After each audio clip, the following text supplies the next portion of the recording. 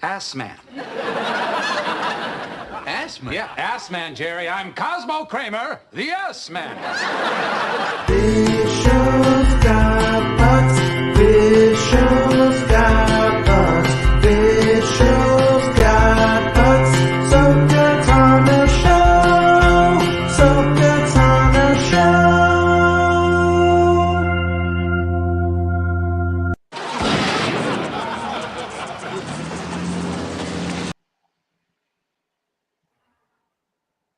This show's got butts. Hi, I'm Jason Moore from MakingStarWars.net, and today I got Rob and I got Brian Bestino from Bestman Bulletin on. Mm-hmm. How's it going, guys? Not bad. You guys stay up all night and watch the Star Wars? I did stay up all night and watch the Star Wars. I I stayed up literally all night to watch it and then record and talk about it and then yeah, no sleep. Yeah. I was doing the show last night, like the right after show, and I saw you like into the chat, and I was like, "What's this guy doing?" Yeah, no, I hadn't been asleep at that point. I stayed up like a true fan and watched Ahsoka. So did somebody give you some coffees, like a coffee Patreon money, so you could buy some cocaine? Like, how did this happen? I can't afford cocaine. That's too expensive for me. That's a rich man's drug, Jason. He snorts Fun Dip at this point, Jason. What? You know what I mean? Oh, yeah. But they spell Fun Dip with 2 P's and an E over there. Yeah. Fun Dippy. Snorting the sugar packets from McDonald's. That's what I'm doing. Yeah. Did you watch it last night, Rob, or did you watch it tonight? Or this morning? I watched it this morning. Watched it this morning? All right. Yeah. All right. So that's why it says fake fan on his like image. Yeah. Oh well, what you guys think? I mean, I did a show last night. I would say I'm in the love it territory, but it's not like a heavy love it. I'm not like, we're not in love, we're not engaged, but we're definitely like, I see a future with you. That's where I'm at with it. I liked it. I thought it was consistent with the rest of the show. Mm-hmm. I don't think the show has been amazing. What I think about Ahsoka is that it's really consistent, but it doesn't have the high highs and the low lows of Mando, for example. I would rather sit here and watch the entire season of Ahsoka again than watch the entire season of Mando. But there's select episodes of Mando I would watch in a heartbeat. Yeah. Obviously, we can't really compare it to Andor. Andor still remains my favorite piece of Star Wars TV content. Probably one of my favorite pieces of Star Wars content in general. But I don't like that show. You don't like that show? No, it makes me happy as a little girl. Oh, sorry. But no, I thought it was a solid sort of like 7.5 out of 10 sort of thing, which is what the show has been at for me for the most part. But I'm really excited for the second season if it happens. Yeah. About this guy. It's a show. You know? Max. That's what Max said last night, right? Max is all, it's a show. It's like they used to put those Harry Knowles quotes on DVD boxes. It should be Max Zandow. It's a show. It's a show. Sold. So what do you want me to say, man? I love our comments that you got on your video last night. You know. Oh, like, I didn't see them. Yeah. Oh yeah, that's what I really enjoy reading. Like the absolute level of upset and disappointment I had that Rob wasn't here can't be said in a post. And I'm like, yeah, I like that. People missed you last night. They were like unsauced 5323. Yeah, unsauced. I like that. I came in asking for Rob last night. Yeah, that's right. See. Cat's Paws says, I think we'll see a season 2 of Ahsoka. And Shanky replies, no shit, Sherlock. That's the one time a mean YouTube comment did make me laugh. But and I agree. I do think we will see the season 2 of Ahsoka. I mean, it seems either highly likely that we get the season 2 or this just picks up in Mando 4. Whichever. Just get ready for the fake leakers to start saying that Ahsoka season 2 is happening just based off of how the season ended, and for them to say that Mortis is in the second season. They're just going to go for the low-hanging fruit at this point. Oh yeah, definitely. And we know who those usual suspects are. Oh yeah. So yeah, and it's like Anakin Skywalker is forced to move in with 3 Force gods. What could go wrong? And then that's essentially what they're going to imply. mhm. But So I'll tell you what my biggest love of this entire series is, and what my biggest like problem with this series is. can I right? guess what it is before you say it? Just one Yeah, in like sure, one word, Sure. 2 words. The butts. No, that's you, Jason. Oh, okay. Okay. I Go have ahead. a wife. I have a nice ass in my life. Oh, I've had that too. yeah, but you don't anymore. So you're on an ass prowl. So like Larry from here's Three. the thing, man.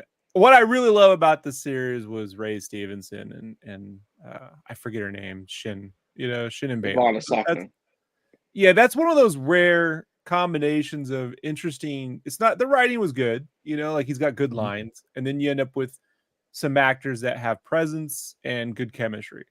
Even when they're saying nothing. Like the actress who plays Shin, she has a face that you could say anything. And you're like, yeah, she gets it. And she probably did nothing, but she has presence. Like she's making that work. Mhm. So for me, like those two are great. Sadly, those two are not in this episode, like till the very end in a montage. So we have that. The thing that I find to be the music, I think was really great. I'll shout out to the Elmer Bernstein or Bernard Herrmann? Which one's the guy who did Psycho? I didn't bother to look this one up. The classic Pink Floyd. Bernard Herrmann. Is it Bernard Herrmann? He's the musical composer that existed before John Williams. This is Alfred Hitchcock's guy. Whenever the zombie troopers appear, they go to the violins. It's the Psycho bit, right? That's the same. Yeah. Period, right. So that's like a nod to him. Really, really clever. Yeah. That was the attempt music for those scenes in A New Hope. Right. So just I really the music on this, especially this episode, you take it out, you put in Kenobi score. You're gonna some of these scenes ain't gonna work the way they work, So the Kiners, if it's one Kiner, two, I can never tell how many Kiners it is. Jason, are there 2 of them or 1 of them? Oh, I think I saw. There's you're wrong. There's more. I saw more. There's more. There was like a lady Kiner who was doing additional music in some of the episodes too. I don't know anybody but Kevin. Jason's Kiner's being name. serious too. That's what's crazy. I'm not fucking around. There's more. Those fucking Kiners, dude. They're just everywhere. They're starting a family band. And we it's need all a family about Star feud Wars. with the Kiners versus the Mickelsons versus the Hemsworths versus The Skarsgårds. Or how about this, Bespin? Your next article. Does Star Wars have a nepotism problem? Mm-hmm. Huh? What do you think? You could, write about all that. If Sabine and Ezra are brother and sister, yes. So like the thing that I find most disappointing about this series and is just a missed opportunity for obvious dramatic conceit. And the biggest of all is really what the entire sequel trilogy should have been hung on. It's the fucking giant fart in a room no one's gonna mention. And it's like Anakin Skywalker killed not just kids, younglings, right? Killed billions of fucking people, directly responsible for it. And yes, Luke Skywalker, we were there with Luke Skywalker to hang out with him, to see him forgive his father and for Anakin to make the right decision to kill Palpatine, supposedly, and save the galaxy, right? But no one else knows that. And so we start off with, and even Ahsoka doesn't really know that. Like, so we're starting off the season with people who are scarred by their past. And I got to remind you, we currently live in a world, Jason, where people refuse to talk to their family members because they voted for Trump. Like, that's all it took, or will vote for Trump. And that's all it's taken. Anakin Skywalker is worse than Vladimir Putin at this point, right? Like, Putin's kidnapping children, but he didn't personally go into a room with a lightsaber and murder them by hand, right? One by one. No, like, but we're not dealing with America or world history. We're dealing with Star Wars history, and we're dealing with and Anakin does at the end throw the Emperor down the drain. He does do the thing that no one else. So we need to directly have these real conversations. They show you things and go, well, she didn't deal with it. She never gets to have the conversation with Anakin about how do I accept the fact that Hitler raised me, and then will I raise another Hitler? This is the whole problem. Luke is going through this technically in the sequels, but he's not having that conversation. You just sort of see it in a flashback in episode 8, and then they just sort of move on. And it's like at the end, you get this. The series just goes, well, he was there for me when he was alive, and since I didn't see him become the monster, doesn't matter.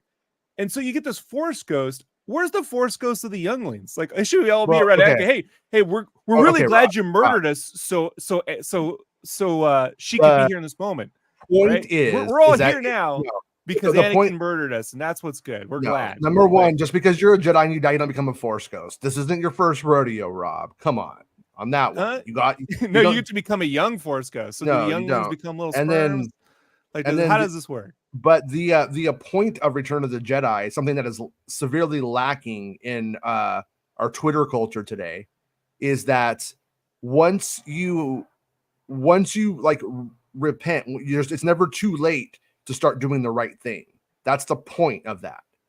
Yeah, and but that's just lost. Not having people are like, no, I won't forgive anybody. I'm mad on Twitter. Right. This isn't an actual conversation being had in the show. It's just it's just vaguely being implied, and it's left for us to then headcanon our way through it. And it's just a complete way. The drama doesn't come from adding nifty music and showing a stoic moment and a lightsaber is ignited. Drama comes from characters who have to actually reconcile the decisions they or their cohorts made and deal with it. And it's like, there's plenty of dramatic things that have been had. Sabine making the choice to go along to say, hey, you know what? I don't care if Thrawn comes back. I just want to see my hot brother.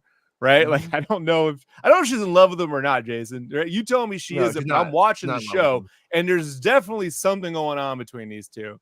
Right? Yeah. I'm just telling you the way it's portrayed out. Okay. Now I'm gonna what you're sensing on that is that Sabine's family is wiped out. When the family's wiped out, now she has some real reason to hate some people.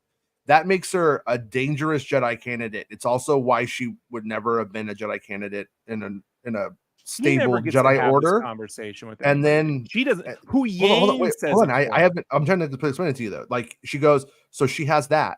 Then after the family is dead, like Anakin, she goes and she puts the attachment onto Ezra Bridger, which is what like Anakin did to Padme. And what happens? Then that's what's used to manipulate or eventually lead to his downfall.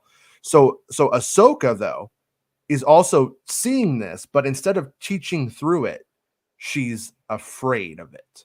She's scared, and so we end up with her not being able to move forward. Now, then we get the Ahsoka the White moment, her accepting that they're gonna move, that she's gonna move forward with this thing. Her whole demeanor against Sabine changes, like even, and that's what is the big deal. So are they in love? No. But there is attachment and family there, and it's dangerous for like Sabine.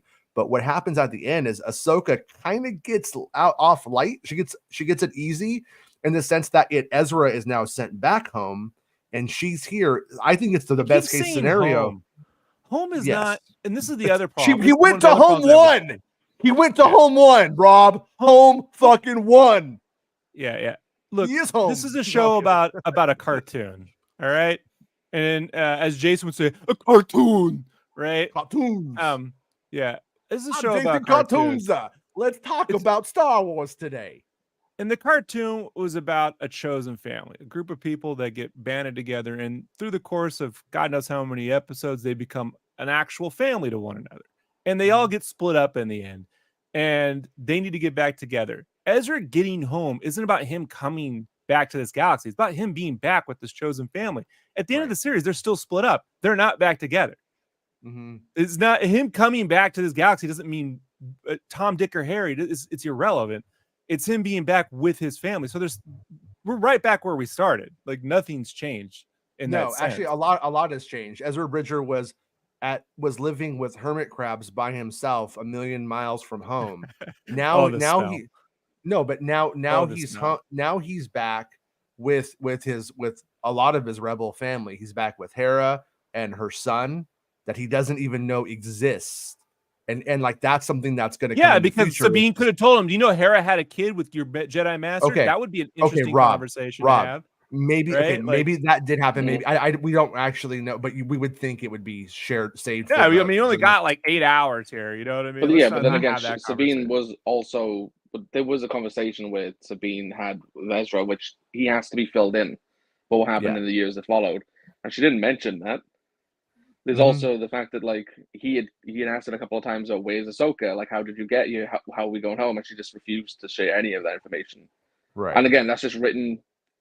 Yeah, Like it's not it's even good dramatic opportunities tension. It's just lost to have plot real armor. drama. Yeah, Mhm. it's just Just they want to opportunities that elongate are, it. So Well, him It's a finding Elon. out about the son in that moment is better saved for later. The yeah, kid just right for now later. isn't Save it for irrelevant. later. Mhm. Always for later, never No. for the moment. No, Rob, I'm seeing your point. I agree with your deeper point here. Like, but what I'm trying to say is Hera pushing a little fucking kid out of her puss isn't the most important thing that you could tell out of 10 years of missing Star Wars Then why history. show him? Because- Then why show him in the series? Other than I get you all Called an wanna see emerging your character, cartoon Rob. characters in live action. No, The reason it's to not show him that. is Ezra. Not only he has a little brother he doesn't know about. That's what we're talking about. If Kanan Yes, was his Ezra's Jedi gonna master, train that it's kid. like his father. I've been So saying Hera's Ezra's like been his like for mother, ages.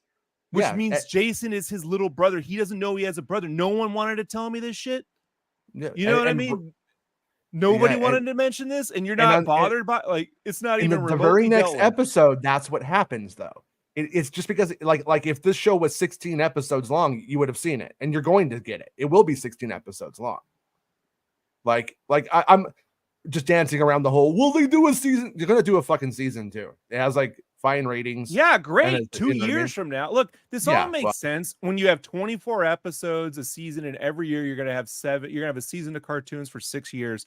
Fine, but we're not getting any resolving to this for another 2 years. Like Yeah. we're 2 years out, so it's not even a complete movie. It's like I told you, this is like one. There really should have been 12 episodes to this story, like at the bare minimum. 8 is just not enough to do whatever they're trying to do. and they're And always gonna do it in 8. the real sad part about it is the person I love the most in this series, Ray Stevenson. We're never getting any more of him. Like that's done because of Kathleen Kennedy. Which, by the way, I figured out the name UFCEO. I want a game show where CEOs go in the octagon and fight one another, bare knuckle, right? Right. I think We need to Kathleen would bring- win. We need to bring Rob onto our board, Jason, where we pitch all these TV show ideas. Mhm. do her often. Kathleen, the Yeah. Force is female Kennedy. Yeah, this is a good idea. Yeah. Only CEOs get to fight. UFC. That's how that works. So we're on Disney Plus, right? Nice. It's the Danish name, by the way. The L is silent. So yeah, like this is just you're just robbing Star Wars fans of this. Rob, pun intended. But you're robbing not just your audience of like these conversations in lieu of forget like later on, just in lieu of like, well, that's Star Wars. Star Wars Okay. is simple. It's simple. They don't have conversations about what they actually think. Like this is like they're at least in Return of the Jedi, Luke says a certain point of view. You know, like he at least questions Obi-Wan. Why didn't you tell me my father was Darth Vader? Imagine if we just don't have that conversation. Okay, it's way worse, okay, Jason. But that kind of critique it can be valid. I'm not saying it is or it isn't. But the thing about it is, if there was a bunch of stuff that was just there instead, like when I watch the show, I don't see it and go, well, this is wasted real estate all the time. Because here's another wasted opportunity. Really hey, Sabine goes, so you were here for Don't hear 10 me. years. Did you ever try to actually kill Thrawn? Like, what did you do? What were you doing? Yes, Like, they actually do handle that at the end, towards the back end of the episode when they It's go to very the brief, area. though, isn't it? It is brief, and it's checkboxy because they knew Rob was going to say it. Like fans would say it. You know what I mean? Yeah, But- I and get they check boxing. It's not having Yeah. a meaningful a realistically meaningful conversation. I mean, look, Mhm. Luthen, right? This is the one thing I will bring back to Andor because you put it in the front of the episode. Luthen has a speech what are you with talking a about? I person didn't he's never met do that. before in person on an I didn't elevator. even do that. You're making Right? up stuff about me, Reddit.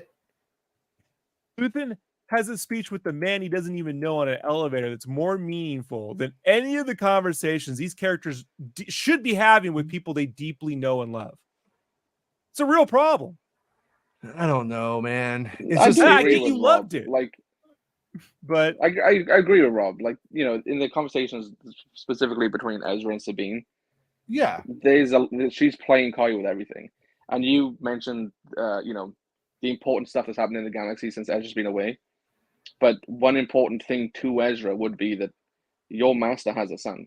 Your like adoptive mother essentially has a son. yeah. You know, that would be a big moment for him, even just knowing it. I'm fine with that. I mean, Kenobi found out he had a brother. You know what I mean? Like, it was a big deal. Like, you know, it's fine not showing Jason to Ezra in this episode. Like, that's fine. But I think right. we don't know how long he was traveling with Sabine for, and that sort of conversation should be put on screen. And But like why I said, bring your kid to work day if when Ezra finally gets to the next galaxy, and I'm not even going to bring in the logistics of wearing the stormtrooper helmet where everyone's pointing a blaster at you. All you had to do is be like, hey, man, it's me. I get dramatic conceit, but everyone's pointing a gun at you. They live on the ship, Rob. Yeah, and then she was using the ship to go and do a mission that she wasn't supposed to do. At no point he didn't just say his voice over the speaker. Hey, it's me. I mean, you know, like, we'll let you on. I get it. You can just you know, it's ridiculous. Pilot just straight into the hangar without any questions. To me, that's fake tension. What it should have just been was them him getting off the ship and seeing Jason, and he gets to see a part of his look, man. If your father, how do I say it? I have a broken relationship with my brother. All right. And to this day, almost irreparable. But when my father died, it struck on me how much, because my brother looks just like my father, how much my brother meant to me. And to see a version of my dad walking around still meant a lot. And so this is a problem where you're not bringing real human experiences into your characters. You're bringing just plot and points and movements to move things around to get to somewhere else. That is real drama, and it's there. It exists on the page. Yeah, they're just not doing it. But you're over here going, well, I like it, Rob, so it doesn't matter. I'm full of shit. No, fine, I'm full of shit, but I'm telling you, here's where you're wrong. Okay, is that you're fucking citing Andor. Like, do you realize I'm citing Star Wars. When Luke Skywalker realizes Leia's his sister, and he sees what could be my mother standing in front of me, it changes shit for him. Aren't the same thing. I'm talking about Return of the Jedi. Yeah, no, but you're bringing in, like, you're cherry picking what works to be like, this isn't serious enough for me, which is fine. This is a show. Jason, this is an episode that references Back to the Future 2. I'm not cherry picking jack shit. I'm telling you, this is the obvious. If you sit in a room and I got a character who they make a point, what's not there, my master, not evaluating what is there. That's the whole thing. I'm not evaluating what is there. It's just a lot of useless explanation versus actual characters feeling things. They tell you things, but don't let the characters feel them. No, if in that respect, it's totally like George Lucas. Then you would have a point. But the show's that isn't the goal of this piece of art. The goal of this piece of art is to get you Disney Plusers to sign up for more Disney Plus. Like that's the goal of this piece of art.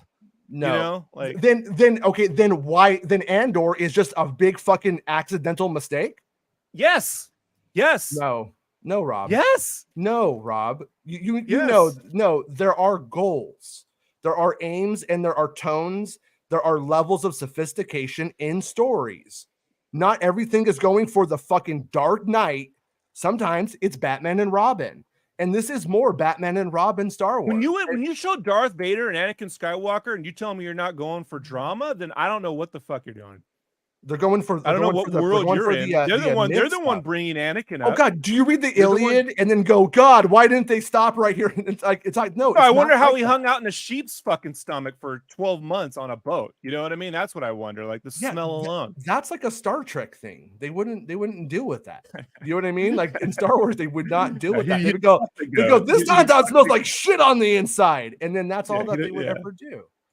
You got me on that one. I mean, I could never defend Star Trek the way you could, Jason. So you got me. What I am saying is that if somebody's trying to make fucking Secret Life of the American Teenager, you don't go and go, why isn't this Citizen Kane? This is obvious. He's his master. That's his mom. He wants to go home to see his family. Going home to what? What does that mean, going home? Going back to your galaxy. If I go back to California, am I really home? No, it's the people you know and love. Rob, Well, Rob, half the if you people were know in and a love are on Russian another prison planet. for 10 years and I brought you to fucking New Jersey, you'd be like, I'm home. But if you got to see he had a little brother he never knew he had, then that's even more meaningful. Then you go, yeah, he did get back home. Do you really think that's not going to happen? But it should happen here. This is where it should happen. Nah, it's that's just impatience. All right. I mean, no, because I mean, when you're right, Jason. No, I'm wrong, it's only 8 what do I know? episodes. No, because you're saying like this thing didn't happen, therefore it's never going to happen. Okay, let's end the show now, and we'll pick it. We'll put a pin in it for 2 years, right? No, Then we the can have the conversation. motherfucker walked off the fucking bridge and said, "I'm home." And 1 second later, the kid might run out, but that's just in the next episode. It's like if we get another season and then it doesn't happen, then it's like, yeah. But that's just critiquing what's dragging shit out is why you don't get any more rates. If they had told a complete story, I mean, like it's not hard to like. You can continue. They did tell the day after story though. They went out the aim. It's of like the saying heroes, we don't see Andy and Morgan Freeman get back together at the end of Shawshank Redemption, which by the way wasn't in the original test screening. Darabont said they didn't show that, and then when they showed it, they would just imply that maybe he'd get there one day. You show it. You don't have to have a big deal about it, but you can show it and just have the face and the look and the music, and then you know what that was. There you go. But here's the whole thing: is Shawshank Redemption wasn't a Disney Plus TV show that is setting up the climate for a new climate to make a movie series on, and that's what they're doing here. It's like people are when the hard critiques of this. Now, once again, I'm not saying I disagree with you that episode 3 weeks ago should have had a better scene with that. I agree, but at the same time, what is the function? What is the intended goal and tone of the show? And it's not that elevator scene with Luthen is never going to be written by Dave Filoni. If anybody ever, I'm not asking it to. I'm asking for them you just to take the characters they have. I brought up an example, Jason, because it's like it's ridiculous that you aren't even demanding that. Look. How do I describe this? You keep thinking if I don't bring up Andor, then I okay, it's a thing in the room. You'll bring it up for me. If I do bring it up, then I'm damned if I do. I'm like Luther. I'm damned if I do, and I'm damned if I don't. Right? No, right. I can't bring anything up. So I'm like, it's look, simply I'm watching this show. These people keep saying they're family, but they don't have real family conversation. Families argue and fight with one another, even when they love one another. The minute they get to dinner, that's literally what happens. That's how this begins. Is an you argument and I are having more drama right now than this entire fucking series. And these people know one another. And Sabine straight up let Hitler get loose so she could get, and they don't even have a conversation about it. They did. The very end, in the last episode they did. At the very end, she goes, you know what? It's okay you let Hitler loose because now we're stuck here together. Like that's great. That's a wonderful conversation. You really learned a lesson there. You know, I don't know what we're supposed to learn from that. Okay, I'll tell you. What she learned is that she needs to let her apprentice, her daughter, however you want to look at it, fail. And that's then how the show started. She let her fail. She's been failing on her own. She wasn't even showing it. She couldn't even. She abandoned her. Meeting. She abandoned her out of the fear she would fail. And then at the end, she did fail. And she says, you know what? I fucking did some things in my life that people don't understand. And you know what? My space daddy Anakin, he did stay by me. Why did she abandon her out of fear? Because her master turned into. But they don't have that conversation. They imply it. No, Anakin. She atones with Anakin in a pretty big way in that World Between Worlds dream sequence. So it's like they didn't remind you of that. I don't know what atone means. Like, I know what the word means, but I mean, I've watched that sequence several times. The tone of it is great, but it doesn't actually say anything. She just says, I want to live. You taught me to be a soldier. I want to live. That doesn't mean, hey, I abandoned you. And yeah, I fucked over the whole fucking galaxy, but that you're not me. You're not going to make those mistakes. There needs to be a real meaningful conversation, an actual literal, not a metaphorical, physical J.J. Abrams force flying through and seeing some scenes so you can conjure it up on your own for the next 2 years. Okay. But once again, that still would not have anything to do with the relationship between her and Sabine to Sabine in those scenes. There wouldn't be a Maybe moment where those scenes should have been more focused on that. Like maybe they should have seen I don't think Mandalore, so. and she could see how she could say, "I'm afraid." Your Look at all critique this stuff that happened. You're talking about something that happened like two episodes. Now it's valid. I'm not saying it's invalid, but that belongs on that critique. No, the conversation as written with Sabine would not have changed. When they go to the Siege of Mandalore, that's where she could say, "My apprentice is Mandalore." If what if she becomes you? What if I become an Obi-Wan and she becomes another Anakin? How do I deal with that? Yeah, that's something he could teach her. That's something he could legitimately pass something on that I don't have a good answer. That's a real interesting conversation. Don't have it. And then, at the end of this episode, like once again, this series is not. You're right. I mean, it ends like the series opens with like 2 or 3 goals, and the goal is the good guys want to bring their boy back home, their mission to get him home. The bad guys want to bring their people back home, and Ahsoka and Sabine need to atone. They need to get over this issue and either move on or never talk again. And the show from the first episode at the end of this one does do it. So I'm not of the opinion that this was an incomplete bad story. At the same time, it's an ongoing serialized content where you're going to have people like Carson Teva flying in going, hey, and then ending up in another episode of a different show because it's a living serialized content. So that part of it, yeah. Could the Jason thing at the end, would it have maybe have been a better ending for him to say, Hera, I'm home, and then for the kid to pop out? Yeah. But I also can't write it off because that moment may be the very next scene of the very first episode of the next part. So that's where I'm like, yeah, I get it. I see the critique, but it's at the same time, it's not over yet. It's not written. But like some of the things that Rob has rightly like criticized, like didn't happen, and they're probably not going to answer those questions. It's like when they're having conversations between Ezra and Sabine, and there's real things that they should be discussing, and it's things that maybe Ezra even brings up. And again, this is from last week's episode, but just Dave Filoni I don't know, for design of the show, just decides not to answer it. It allows Sabine in that moment to deflect or just it's complicated, so then they don't discuss it again.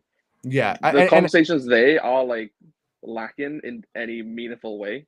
That and again that's due to Filoni's writing.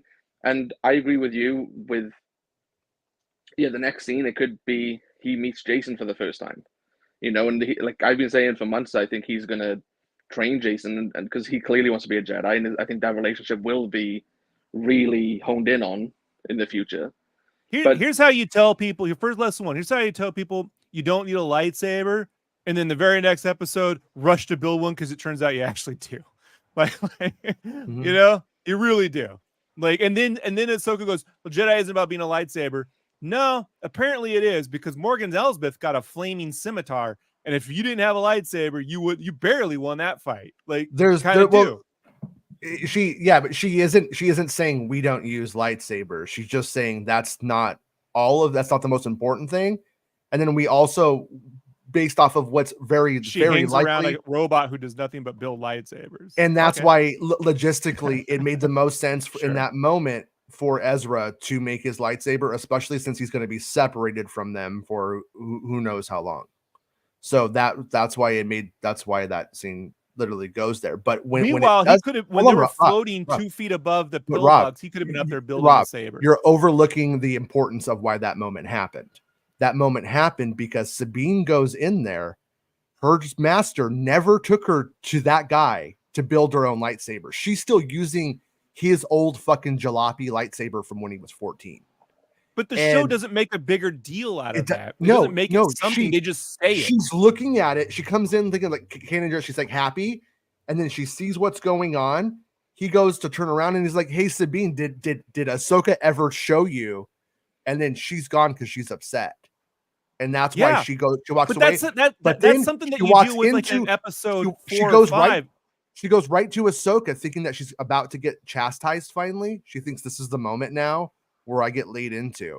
And and then that's where it happens, where Ahsoka's like, "Hey, man, they're acting she's like the dude." 14-year-olds and 30-year-old bodies. Like Mhm. he's Filoni's writing them like they're 14-year-olds. Sabine's not acting like a 29-year-old woman. She's acting like a 14-year-old girl. Mhm. Like that's I don't another know. thing I have. They On that, are. you think- Look you at think how that, she's like- Yes. They are not dealing with their emotions, throwing little like one-offs and walking away. And I need to constantly be reminded about why I'm good and why I'm actually pretty good. The way a kid needs that kind of stuff. Mhm. As an adult, you do get to an age, especially after 24, 25, where you're like, no, this is a real fucking problem. How come you didn't show me any of this shit? What's your issue? What do you have against me? I'm not your. Does Sabine know Anakin became Vader? Does she know that? We don't know. What? Why not? That's Because a it's big not- fucking issue. She goes, you know why? no, I didn't here's teach why, you Rob. because my master. Because it's not became Darth important to the Vader. story. It's not important to That her is the character. story. No, if it's it literally ends on not. Anakin's ghost, that is the story. No, You're she's not ridiculous. seeing Yes! Anakin's ghost. No, actually, absolutely not. It has There is no absolutely story, Jason. This really is No. about spaceships, and that's No, it. no, know? There you go. You're wanting to make it all about something that it's not now. You're rewriting No, something. Anakin You're is just rewriting this. Ahsoka's family in the way that Sabine and Ezra are her family. This is an issue. You're wanting it to be about their family, and then when it's not, then you're wanting it to be about Anakin's ghost. That just doesn't make sense. No, I'm using that as an example. You're trying to say that he's not important to the story when I'm like, but then why wheel out his ghost if he's obviously Rob, her he's father important to the figure story. slash- He's not important to Sabine's story. She's removed from him. She's in the her legacy of situation that, is but she's created not. because Ahsoka's traumatized by her relationship with Anakin. It's And that's directly why- related. And that's why Ahsoka and Anakin deal with each other in that episode and not But Sabine. she never tells Sabine my master was Darth Vader. That doesn't make any sense. I'm not saying I disagree with the preference for it, but in terms of her character and the arc and what happens, us knowing that she knows or doesn't know doesn't change the outcome of any of this. If as an editor, I think you would just cut that. It If you gives were the just being character a like, chance to go, oh shit, I never realized that's what you've been dealing with. mhm.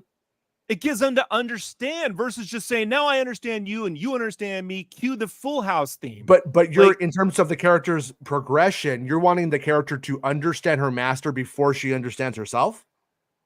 No, she wants to. She just said, how come I never learned how I was taught all these things? I was never given these things that this other guy was given. My master never taught me any of this stuff. She abandoned me. There's a reason why, because she was traumatized by her experience with her master. Who was her master? Anakin Skywalker. And even people keep asking, Hu Yang, what was he like? What was he like? He was intense. He was intense. You know what it was like? He was Darth fucking Vader. How many people know this? You say, I don't know. I don't know who knows it. And but that's also not. No but one else. That is still the wrong answer to that line. Hyung wouldn't have known him as Darth Vader. He wouldn't say that. He would never say that. That would never. Why make didn't sense. she? Why didn't Ahsoka tell Hyung that She would Anakin say he was a good man and he was, intense and because she's traumatized by it. That's why she wouldn't tell anyone. But also because that reflects on her. Mm-hmm. Anakin becoming Darth Vader is a reflection of the entire Jedi Order, which, by the way, brings you to your antagonist, Balin. Balin could be easily look. Here's why this shit needs to be torn down, and then you can see he's got a good point.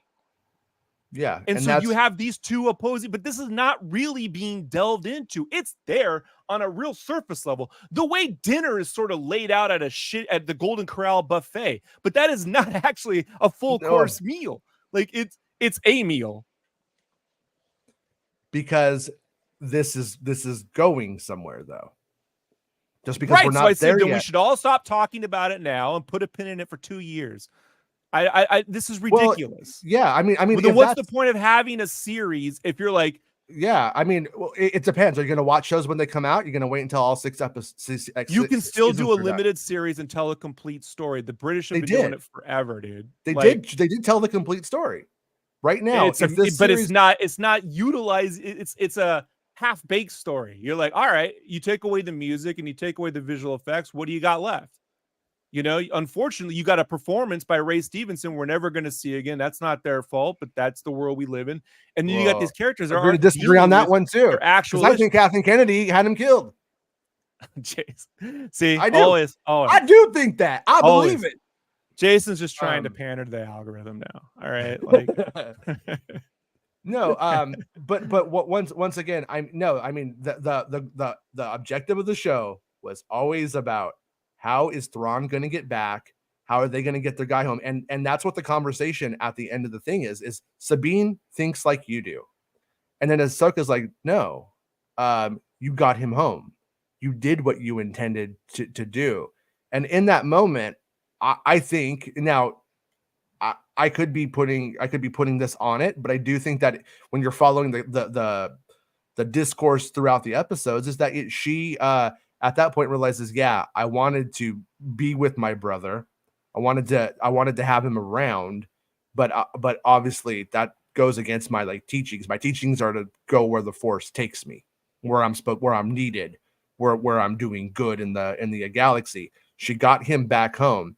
And in reality, it is for the galaxy a big trade because Sabine as a Jedi and Ezra Bridger. And I still say, what is home? Home is family. Home isn't like your hometown. Your hometown is only meaningful to you because of the memories you had with the people that was there. Rob, it's fair to say I didn't watch Rebels, so I don't understand what this is, but you will see that's his mom. He just went home to mom. But they should have that. But and his little brother, he doesn't know he has. But you're going to see, and he's got. But that will happen. It's unrealistic to think that he's sitting there for 3 days with Ahsoka and Sabine, and no one tells him this shit.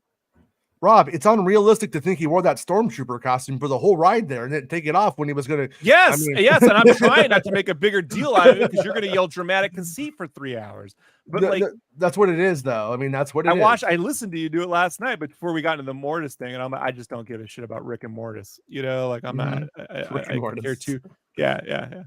Rick McCallum and Mortis. Well, you know? what I think that thing that you're saying that you don't care about is probably going to end up being probably one of the coolest things that they do and that Dave Filoni does. You don't care about it until it's a significant story. It's part of the thing. Mm-hmm. I'm not saying I don't care that it ever happens. I'm saying that it's not relevant to this particular story. This story should be taking characters who are desperate, who are split up, who have trauma, and piecing them back together so they can set them up for future things. Okay, but it doesn't do that in a realistic or meaningful way. It just does it. And then you're like, look, now they're all the position. And it doesn't really do it because they're still split up. But are they emotionally resolved?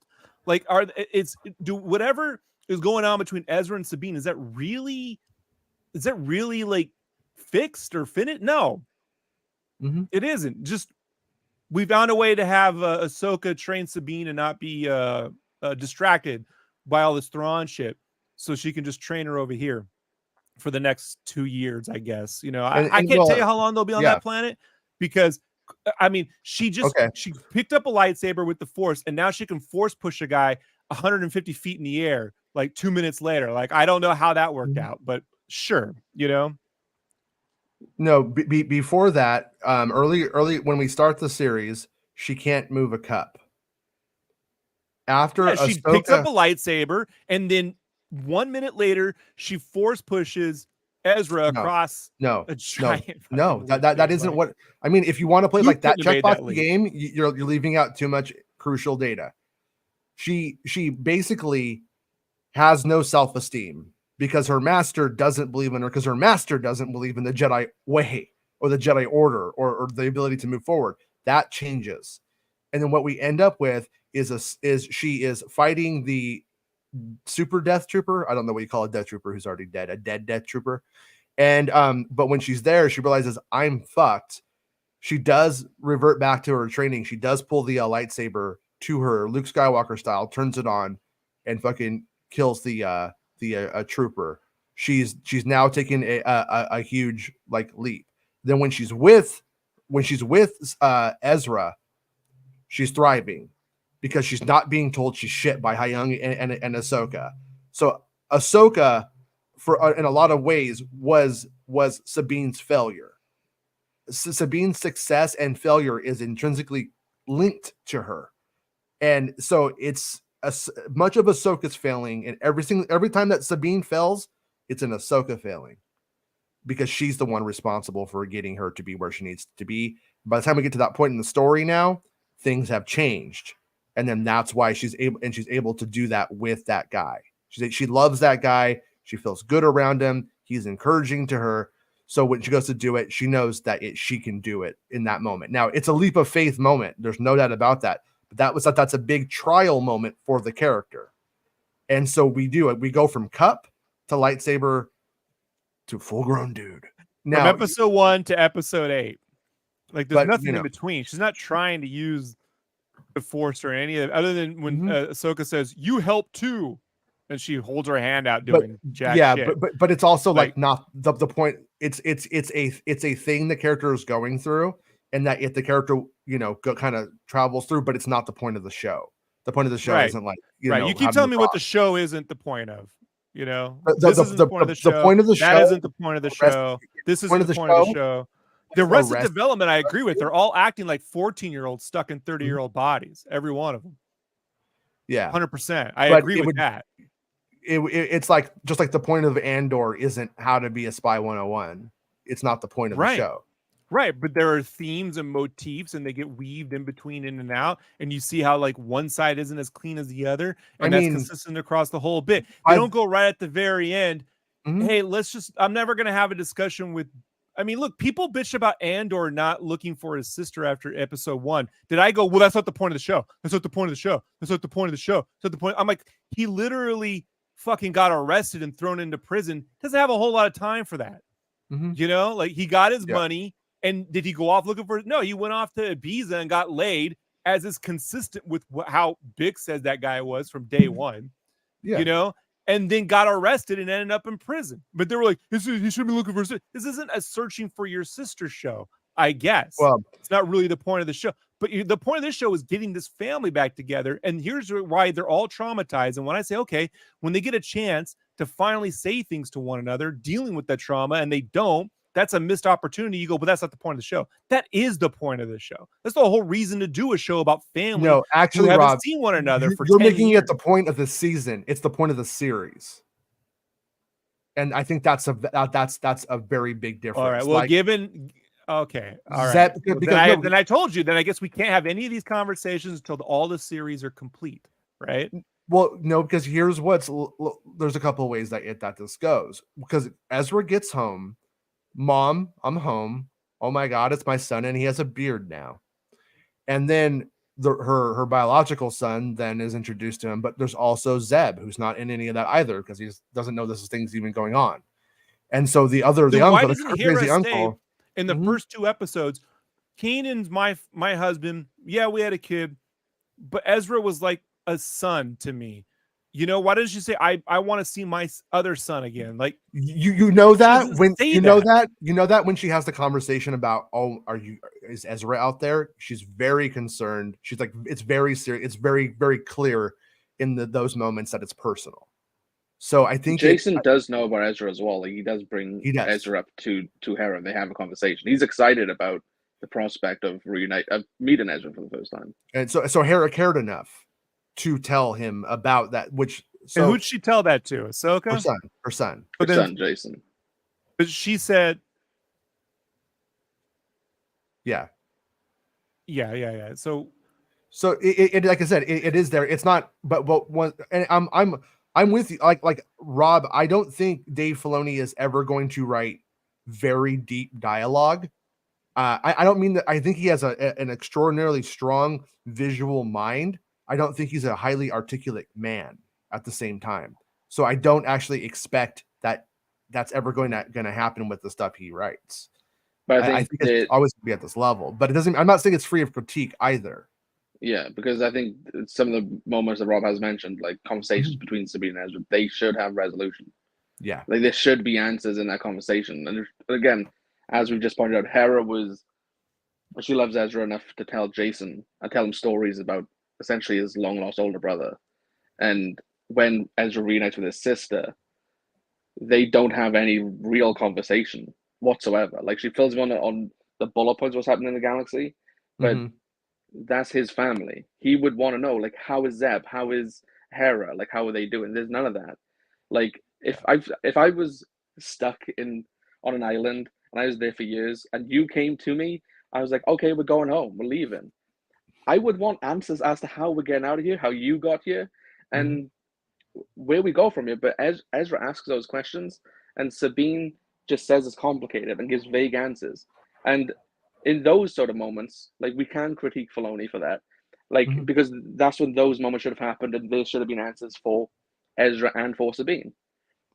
Whereas the Jason thing, yeah, we haven't had the full series. We've had a season, and if this is 2 parts, like if this is season 1 and a season 2, then I think naturally that will occur in the second season. Ezra reuniting with Zeb, for example. And, there's no Rex in this. Rex is essentially Ahsoka's best friend. We don't know if he's alive. We don't know if he's aware of Ahsoka's mission. You thought she would have spoken with him if he is still around. He has dementia.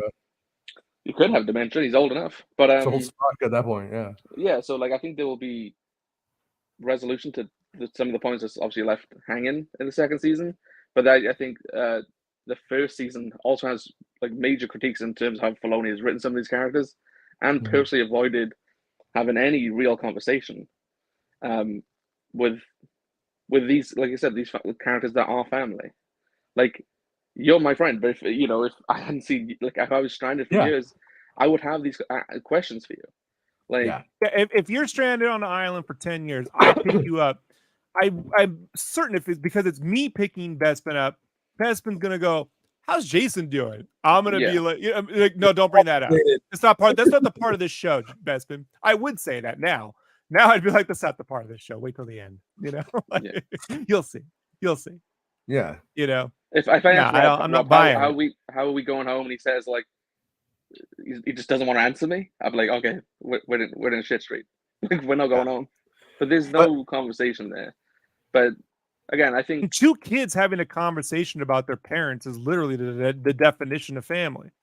I mean, if Luke and Leia can have a conversation about our mother in Return of the Jedi for 3 minutes, like, if Luke can have a conversation with a ghost about why he didn't tell him he actually killed, that Darth Vader was his dad when he said he at least has that.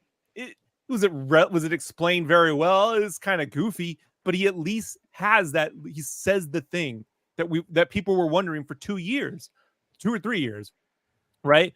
Like, is that true? Is it not true? Luke needs to have that conversation with those. If Luke hadn't had that conversation, you go, well, that's not the point of the series. It's not the point of the series.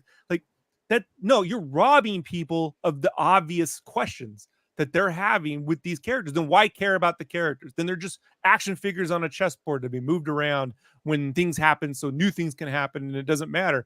The whole point of a TV series versus a movie is to get deeper into character, to get deeper into relationships. That's actually where TV shows thrive. And Disney Plus as a whole has been trying to treat TV shows like extended films with a TV show budget. And I just fundamentally disagree with that. You need to have the Andor does succeed in that it says, it's going to have those deeper conversations. It's going to treat it the way a TV show would and not it's going to have some spectacle, but the point isn't the spectacle. It's like, how far can we make the TV show look like a movie that lasts for 8 hours? It's almost like a weird game. And then when they finally get there, you're left with what? We don't have any story. So who cares? Like, they will eventually get there. That's just time and money. Like, okay, problem solved. The digital revolution, Lucas won. But the real thing is, can we actually have these characters just have some human moment? I'm not asking for George R.R. Martin, Lord of the Rings, fucking deep shit. I'm not asking for when George Lucas says fans just want the movies to be like the Star Wars movies to be like Terminator, which is funny considering Book of Boba Fett actually has a Terminator scene in it now.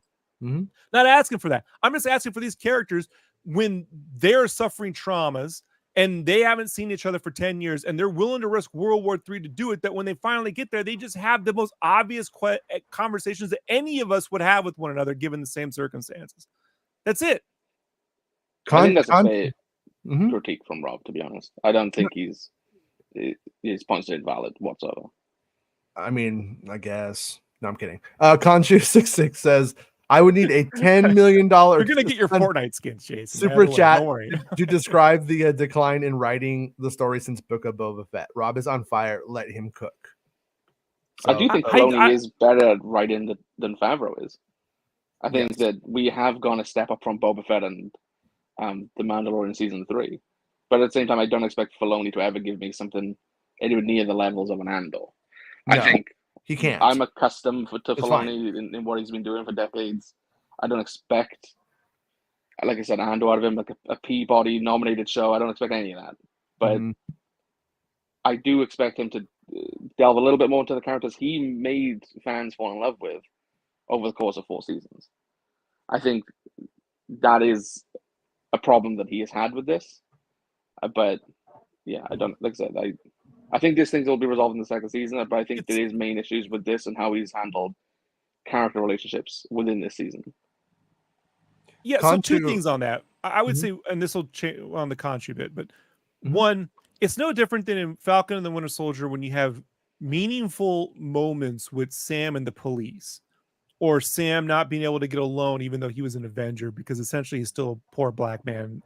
How do these guys, when they're not in the Avengers, earn a living? How do they get around? They say something about it, but then they don't ever actually deal with it. And then people go, well, feels weird, you know? And you're like, yeah, because they're giving you the yeah, but that's what's happening here. No, it's, I mean, the exact same thing. I like when Joker asks, where does he get those wonderful toys? The Batman movie where they showed me, I was so bored. You know, in those moments. Like, I hear you, but that is a relevant conversation to be having in that series. And Malcolm Spellman wanted to go there, but they didn't go far enough. It's very surface level, and it gets dropped. It doesn't get really brought back up. So, like, you either have to completely ignore it and pretend like none of these things happen and just move the action figures around and have a big adventure, or actually deal with it. That's what a TV show, show deals with these things. Even Doctor Who deals with these things in a more meaningful way. I fundamentally disagree with you applying the action figure Star Wars Mandalorian story method to this, because it's not the same thing. Where Favreau goes, okay, and Ugnaught walks into a bar with a Boba Fett, and then what happened? This is worse because you have 7 years of TV show cartoons that are now these meaningful conversations aren't being had based on all that stuff. It's almost bends credibility at that point. It's even worse. I don't think the things that you're saying is the conversation isn't the conversation that the show's having is the problem. It should be having this conversation is what I've been saying the whole time, Jason. I know it's not having the conversation. But you're overlooking the conversation that it is having. And it's a less than meaningful conversation. No, it's not, because the whole thing is that Ahsoka treats Sabine like dog shit, doesn't believe in her. By the end of it, so like this goes into Khonshu's comment. Ahsoka, and thank you for the $5 super chat, Khonshu. Ahsoka the White was only a wardrobe change. I disagree. Gandalf would be disappointed, probably. Dinah Lee Santo is a legit martial artist. She is. She owned her fight scene, and I also disagree there. So like when it goes into that the whole idea of the Ahsoka the White moment, the character has a completely different outlook on how she is going to interact with her family after that moment. And the reason that Thrawn wins, but where does Thrawn lose?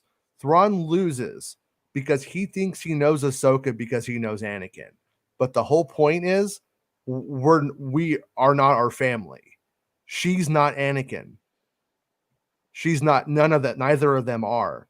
And that's kind of the point of that theme and that idea. That's what the script, I would say, was saying in those final moments. So I don't think it's just, she doesn't just get white on and then now it's just the same character. Now, does her personality change? It slightly changes. I would agree with maybe. I'd say it personally vastly changes. You think it vastly changes? Yeah, I do. There's still a little bit of that boring stoic I'm a Jedi thing, but I think that's just but now she of a Jedi. Yeah, probably. But when she was boring and stoic, she was at her arms crossed. She was always guarded, and the relationship with Sabine, for example. Mm-hmm. Whereas Ahsoka, after like the rebirth, essentially, she has a different outlook on life. She's always more optimistic, even when they're traveling the space whales. Ahsoka in the past would have fretted about if they were actually going to the correct place. Yeah. Whereas that Ahsoka is like, I don't know where we're going. I hope it's the right place, and she's very calm about it. And if these it was whales get blown up, fuck them, right? Yeah, like all right. But their fault, not mine. But if it was Ahsoka, from earlier in the season, and she came face to face with Sabine in this episode, and discussed what happened with her decision to go out there selfishly try and get Ezra instead of doing the right thing and destroying the map and keeping thrown out there, she would have chastised her. She would have had to go at her. She would have ripped into her. But she didn't do this one because her outlook is now different. Like, we joked that she had a personality transplant. We joked that she's like a stoner at times, but I think she has changed.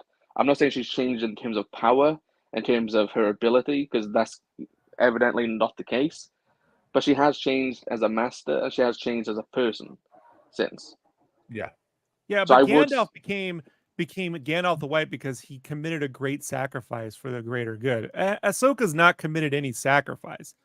No, she just changed her point of view. It'd be like the real parallel would have been if Anakin had somehow come back after destroying the Emperor after becoming Darth Vader. He committed a great sacrifice. But there's something. I mean, I thought it was the same thing, but Ahsoka has not given away. She's not lost anything. She's committed. No, she's not sacrificed on any level for anybody to attain these things. She's just become these. It's that thing where Filoni borrows from something, but my question is, how does Ahsoka do that? That's what a whiteboard's for, and that's where you sit in a room and you say, "All right, how do you get there?" That's what a writer's room's for, Jason. That's the whole point. Do you think that Ahsoka, and when she's in the world between worlds, that she finally accepts her past, the past of Anakin, the flaws of Anakin, and lets go of that trauma that she's been holding on to for a long time?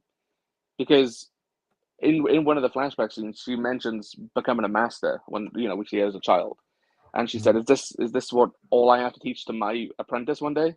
And Anakin questions if she wants to be a master, and she says, "Well, she thinks about it or whatever," and she doesn't teach Sabine to be the way that she was. She didn't teach Sabine the way Anakin taught her. She has been teaching it differently. The lightsaber conversation. Yeah, and she, Sabine is being free to make her own mistakes, and with Ahsoka accepting what happened to Anakin and what happened to her in the past, and the Clone Wars and wherever else, she's now able to actually teach Sabine. We haven't seen much teaching yet, but I think that's the implication for. She says in this episode, I think we are where we are supposed to be on this planet, and I think that it's clearly heavily related to the Force, and I think that's probably ideal for training in that scenario. But I think that Sabine, even though she hasn't had a great sacrifice, I think she's had moments of realization, and I think that's where she becomes this Ahsoka the White. But maybe people are holding too much onto Ahsoka the White, even though she is obviously donned in just white clothing after the fact. That Dave only wants to symbolize a rebirth in those moments, but in reality, it's just her outlook on life has changed. Yeah, or you could look at it as her rebirth is just accepting personal responsibility for her place in the galaxy, which in this instance is to be a teacher, as opposed to not. She withholds knowledge from Sabine and holds her back.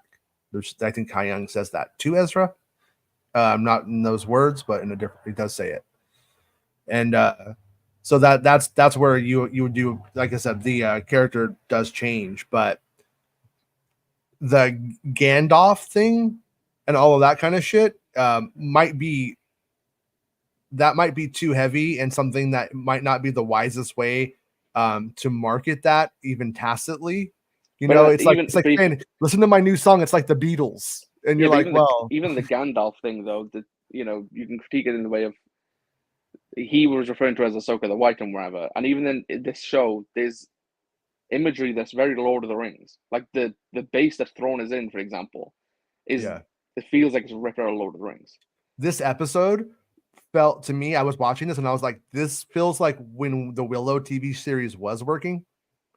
It felt like that. It has that kind of feeling to it to me. Like when the scenes where they're going up that tower and they're fighting and you have Sabine and Ezra together. Like I kind of felt like, oh yeah, this is what the Willow television series was supposed to be. But at the same time, I feel like if I'd never seen either show, I would think this and Willow were the same thing. like based off of the conversation. And I think there's a big difference between like this and Willow, you know, even with the metal not being there. This is random, but I think Bowman was in the creator. Oh, really? I think so. Yeah. I still got to see it. Yeah. Did you like it, Rob? Another thing. Did you like the creator? Like it, but like this show, I think that these ideas are all nifty, but they need to pair themselves up with someone who's more experienced in this type of storytelling than them at the end of the day. Like Gareth Edwards needed to team up with Hideki Anno, the creator of Evangelion, or Hideo Kojima from Death Stranding, you know, Silent Hill. He needs to team up with someone who's a part of that level, or a Vietnamese director or writer, of someone in South Korea that I don't know about, right? Someone over there to get these ideas beyond the surface level we think they're cool visuals level of storytelling. You know, you got to pair up, and Filoni needs to team up with someone who like really understands military shit or really gets family writing or something, you know, like needs to pair up a bit more with 1, 2, 3, or 4 or whatever, however many it takes, you know, so that Star Wars isn't something that we all go, you see, it's actually great because I love it. And I know it's actually great because it's fucking great and it's indisputable. And we're not over here playing headcanons. Like, we don't need a great series, doesn't need here's what really happened at the end of the series, so you all know. Like that, no. Lost kind of put us on a path of like trying to interject and figure out more than what's on the page. And the prequels did that for me too. Like, here's how it actually makes whole sense. And I'm like, no, it's not actually under there. You're reading into it. So are these things there? Yeah, they're checkboxed, but that's not a meaningful way. It's just checkbox. A lot of checkboxing. We said this, it was covered. Said that, it was covered. But why didn't you say these things that are pretty obvious to me? It doesn't matter. You know what I mean? No, I think that's a really big deal. I think Ahsoka's former master becoming Hitler is a really big fucking deal, you know, and it's traumatized her in a way that if she's going to take on a Padawan, you know, that's a conversation she should be having with her at the very least. You know, and that's a minimum to me. So great that it happened in Bloodlines. I've been saying that for years, but at the same time, that should have been the whole basis for the sequel trilogy, that Luke Skywalker and Princess Leia were the kids of Darth Vader. That would rip apart the galaxy. That truth, that's a truth. You could sit there and go, but but at the end of the day, people here in this world aren't going to be like, hey, Putin's kids are running the world. That's great. You know what I mean? Like, and he ain't nearly as bad as Hitler or Stalin. Like, I mean, it's an idea, but it doesn't mean that the other thing is off either. It's why the other thing feels hollow. It doesn't feel like the end of a trilogy, but that idea, look, man. No, but when it comes to the like your master becomes Space Hitler kind of thing, one of the things that it's kind of dealing with is the difference between Anakin and Darth Vader, and you keep making them like that they're the one and the same. Ahsoka never knows Darth Vader. Ahsoka doesn't even meet Darth Vader until he's been around for like 10 years. Like, but she does know the atrocities that Darth Vader has committed. He does. He's in her visions in this series, like right. But what I'm saying is that that's not all of it. That's not everything here. And she knows Luke Skywalker. She knows what happened. She knows the eventuality of it. So like the way that you're putting it is that she doesn't even know he went back to the good side. Well, that was my gripe about Boba Fett or Mando season. Was it Boba Fett? It was Boba Fett when I'm like, you put Ahsoka next to Luke Skywalker, we don't get the conversation between those two. We don't get to have that.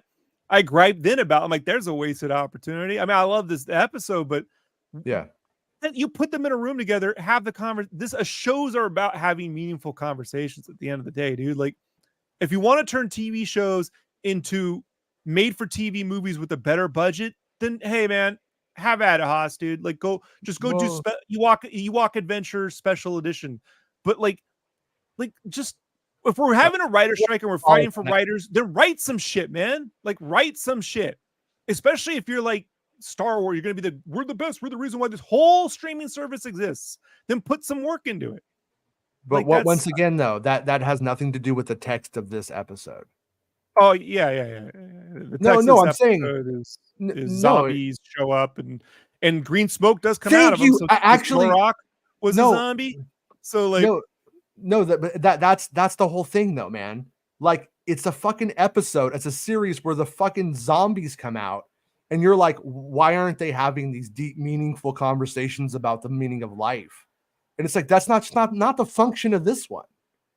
And like I like the ones that like do that. I'm cool with. I'm down with that. Let's get deep.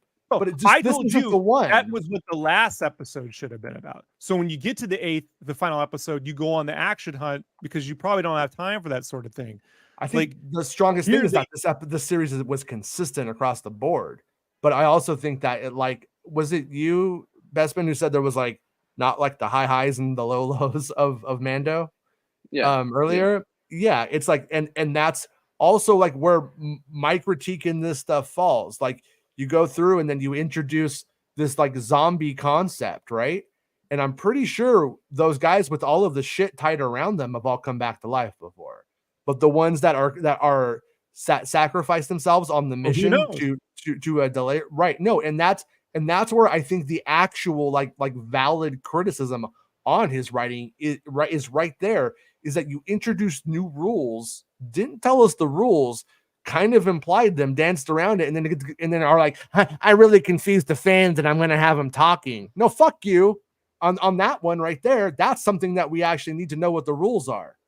What are the rules? If they bite Sabine, does she become a zombie right then? I don't, because that changes. Are we to the expect dramatic. that the Sight sisters also, or the mothers, whatever the fuck there are the witches supposed to like resurrect hordes of zombies during a battle against the New Republic when they can barely resurrect 12 of them at the same time? Like, did they get on a loudspeaker? It wasn't barely. Like, it wasn't barely.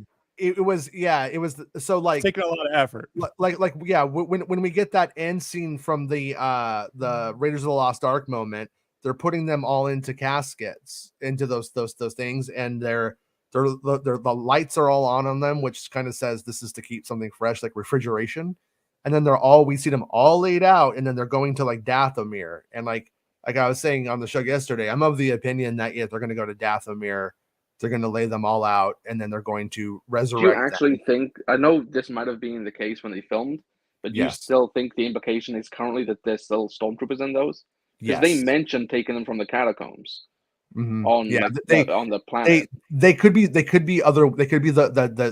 bodies of the witches from that place at the when all is said and done. It could be both.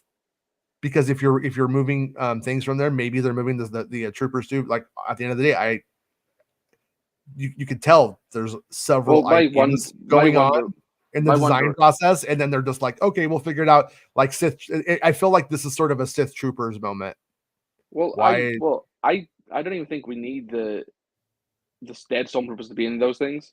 Mm-hmm. Like I pointed this out to you before because you in the episode where Sabine and Ezra first take on the stormtroopers, and I think Shin shows up, mm-hmm. and they kill a few of them, and they don't get back up. And you mentioned, they'll take the dead bodies and put them in the coffin things, and they didn't take anyone from that fight. And I am pretty sure that if they filmed more stuff with those coffins, that's not in the episode now. No, and that's what I'm thinking. Also, so they not for nothing. They could just have blown them away with the ship once they're. I don't know. Like someone was like, you couldn't move them around because the ship doesn't have orbital cannons. It's able to blow up the whole tower. You know what I mean? Like the Death Star, the Star Destroyer. Like, get out of here, dude. Like, I don't think in those coffins you need them to be stormtroopers because we know that they've been stockpiling like equipment and and soldiers in the universe because of the Mandalorian. They've told us that. We know there's Imperial remnants still there. So you already have the battalions of stormtroopers, and you have the ones that came back with Thrawn. So I think that, again, it's just a theory, but I think the arrangement now is that he would take them to Dathomir because they were so desperate to get off of that planet and possibly repopulate it, bring back their race on that planet. I think that's what is possibly inside, because even though they filmed with stormtroopers in the coffins, they've clearly cut them for a reason. So they have an option when they go back that they could have it be, the race of Dathomir in there. Yeah. Right. And the witches, the sisters, can still assist Thrawn because that's part of the deal. And I don't think they need to resurrect an entire massive army of them. As we saw in this one, there was volunteers. Once that group died, once that battalion died, they resurrected them, they reanimated them, and they keep going and going and going. They only seemingly died if you lobbed their heads off, right? And then we saw that with the Death Trooper things. And so yeah, those were like the volunteer ones that they you get that for it, yeah. But then we also to confuse it even more, and this is the Death Troopers. What the fuck are they from? All of a sudden, there's undead Death Troopers there. They weren't in with those guys before. Yeah, I don't think those it's were good, like storytelling in that aspect. But what I'm thinking for the future is I think they've left the door open as to what is actually in those catacombs, because there's got to be a reason they've gone to Dathomir. Yeah, you know, there's got to be a reason that the sisters were so desperate to leave the place that they came from, and then to go to this location. The catacomb thing, like it could be the bodies in the catacombs could literally be the witches who were there from ages past, right? I mean that's fair, but it's also another fair logical assumption would be the stormtroopers die, then they store them in the catacombs because that's where you put dead bodies. It's like the morgue. You know what I mean? For not the point of the show, though, Jason. Who knows? No, I just know it. No, it's not. But it's also not the point. No, it's not the point of the show. The point of the show wasn't how do zombies work in Star Wars. It wasn't called Star Wars Zombies. But when they go and they do it, they do introduce that. It would have been that stuff was super messy. And like same thing with the fight. The performers were doing a good job in that last fight, and it was shot like shit. Yeah, Rick Famuyiwa, man. He did my favorite episode of Mando with the Jawa bit, right, on the Sandcrawler. Very good. But since then, the coverage and this felt the most Mando season 3 to me, the way everything was shot. If there's anything, the tone is consistent thanks to the music and the editing, I suppose, and the writing. But the way this episode was shot felt the most volumey. Like you could tell, like when the Night Sisters turned Morgan Elsbeth into a witch, you're like, that probably should have been like an episode 5 or 4, like right when they first get there in like their chambers. But we're all having it in, like, by the way, in out in the open on this one set, because that's the one set we built. And I'm like, all right, I get it. But at the same time, like, we're all gonna have this fight in one. It showed it's the seams, right? You could see the seams of the visuals and the choreography. The fight between Morgan and Ahsoka was better than I thought the three of them together. It was really cartoonish. The lightsaber fighting was probably the least of my favorite of this entire series. It just felt the most cartoonish and the least. It just felt like a guy who's been hanging around Favreau too long. I'm sorry, I'm gonna be real cynical on Favreau's take on Star Wars at this point, because it's gotten cartoonier and cartoonier as it's gone along. You know, you go from that first episode of Mando in the bar to the Lizzo Jack thing, and I'm like, or even the ending Iris, the circle loop out on, you know, on the homestead shot on Mando season 3. Like that's it's like wink wink. There's a lot of wink wink, nod stuff, and there. I just feel like this episode maybe should have been directed by a horror guy. Isn't here though. Like, Lizzo's not here. The callbacks to the right. kid. So let me actually finish what I was saying. This episode is a horror episode. They're literally putting in psycho music and showing zombies. Should have gotten, in a way, you can't go back in time and do it, but you should, like the way Michael Jackson got, what director he got? Landis, right? The American Werewolf in London director to direct the Thriller video, right? So you get it's still a music video, but it's also a horror thing. You know, like the Thriller music video is a little movie unto itself. So to me, it feels like this is where you get one of those A24 kind of directors or someone who's done some kind of like horror thing to bring that element into this episode to make it stand out. Instead, they brought the Mando vibe, and it's just conflicting to me. The whole tone of it, you know, doesn't really make a lot of sense. The audio design was good, right? Like the sound, the way her and music, the way the zombie troopers sounded cool. You know, all the things sounded cool, but the execution, you just like. So are they all wearing ribbons because they've been repaired in the past, or is it insurance so that they could be repaired if they die? Why are I don't know. I was told that the gold in the armor was because it was reforged by Night Sisters, and then the implication was that those guys were killed, and that's why the armor broke, and then that the ribbons were what had resurrected them, and that every time there was a ribbon around them, that was a time that makes the most sense. But pretty much all the stormtroopers have red ribbons on them, but like most of their armor isn't like reconnected with gold. So, and then some of them have it, some of them don't. Yeah, and the way this, again, that could have been the decision when filming, but in the editing process, that decision might have like changed. Like they were speaking, like they were shouting "Go, go, go" last week as they were coming out of the ship. They were speaking basic, and well, no, that's the big difference, though. Is the ones who volunteer. It's a different magic, and that's where I'm critical of it. But we don't know this. Like you've been told. I'm pretty sure that's what it is. Yeah, but you've been told things from people who worked on set, so you already have this belief of like this is what people were told. This is what the initial plan was, but in the editing process, like that doesn't come across. Like to people who aren't in the know, people who haven't been listening to the show for however long, and then they're also called night troopers, and they're called night troopers the whole entire time. They're all called night troopers, and then you see the guys at the end where they're like, they volunteered, they're living, they're alive, and they have the ribbons tied to them. Their armor is also still sort of beat up anyway, and then they get reanimated. But we haven't seen the reanimated troopers before them, because the troopers we saw in battle were shouting "Go, go, go." They weren't speaking gibberish. They were, speaking English and following orders. We have in the Clone War stuff, we have seen them use like rehabilitative magic that didn't make you a maniac, and we've seen them use that did make the no. But I'm not saying they need to make you a maniac. But no, what I'm saying is that I think they have the ability to do this two ways. One is to make you a monster, and one is to literally just reanimate. But that's just from the Clone Wars. They're not showing you that in the show.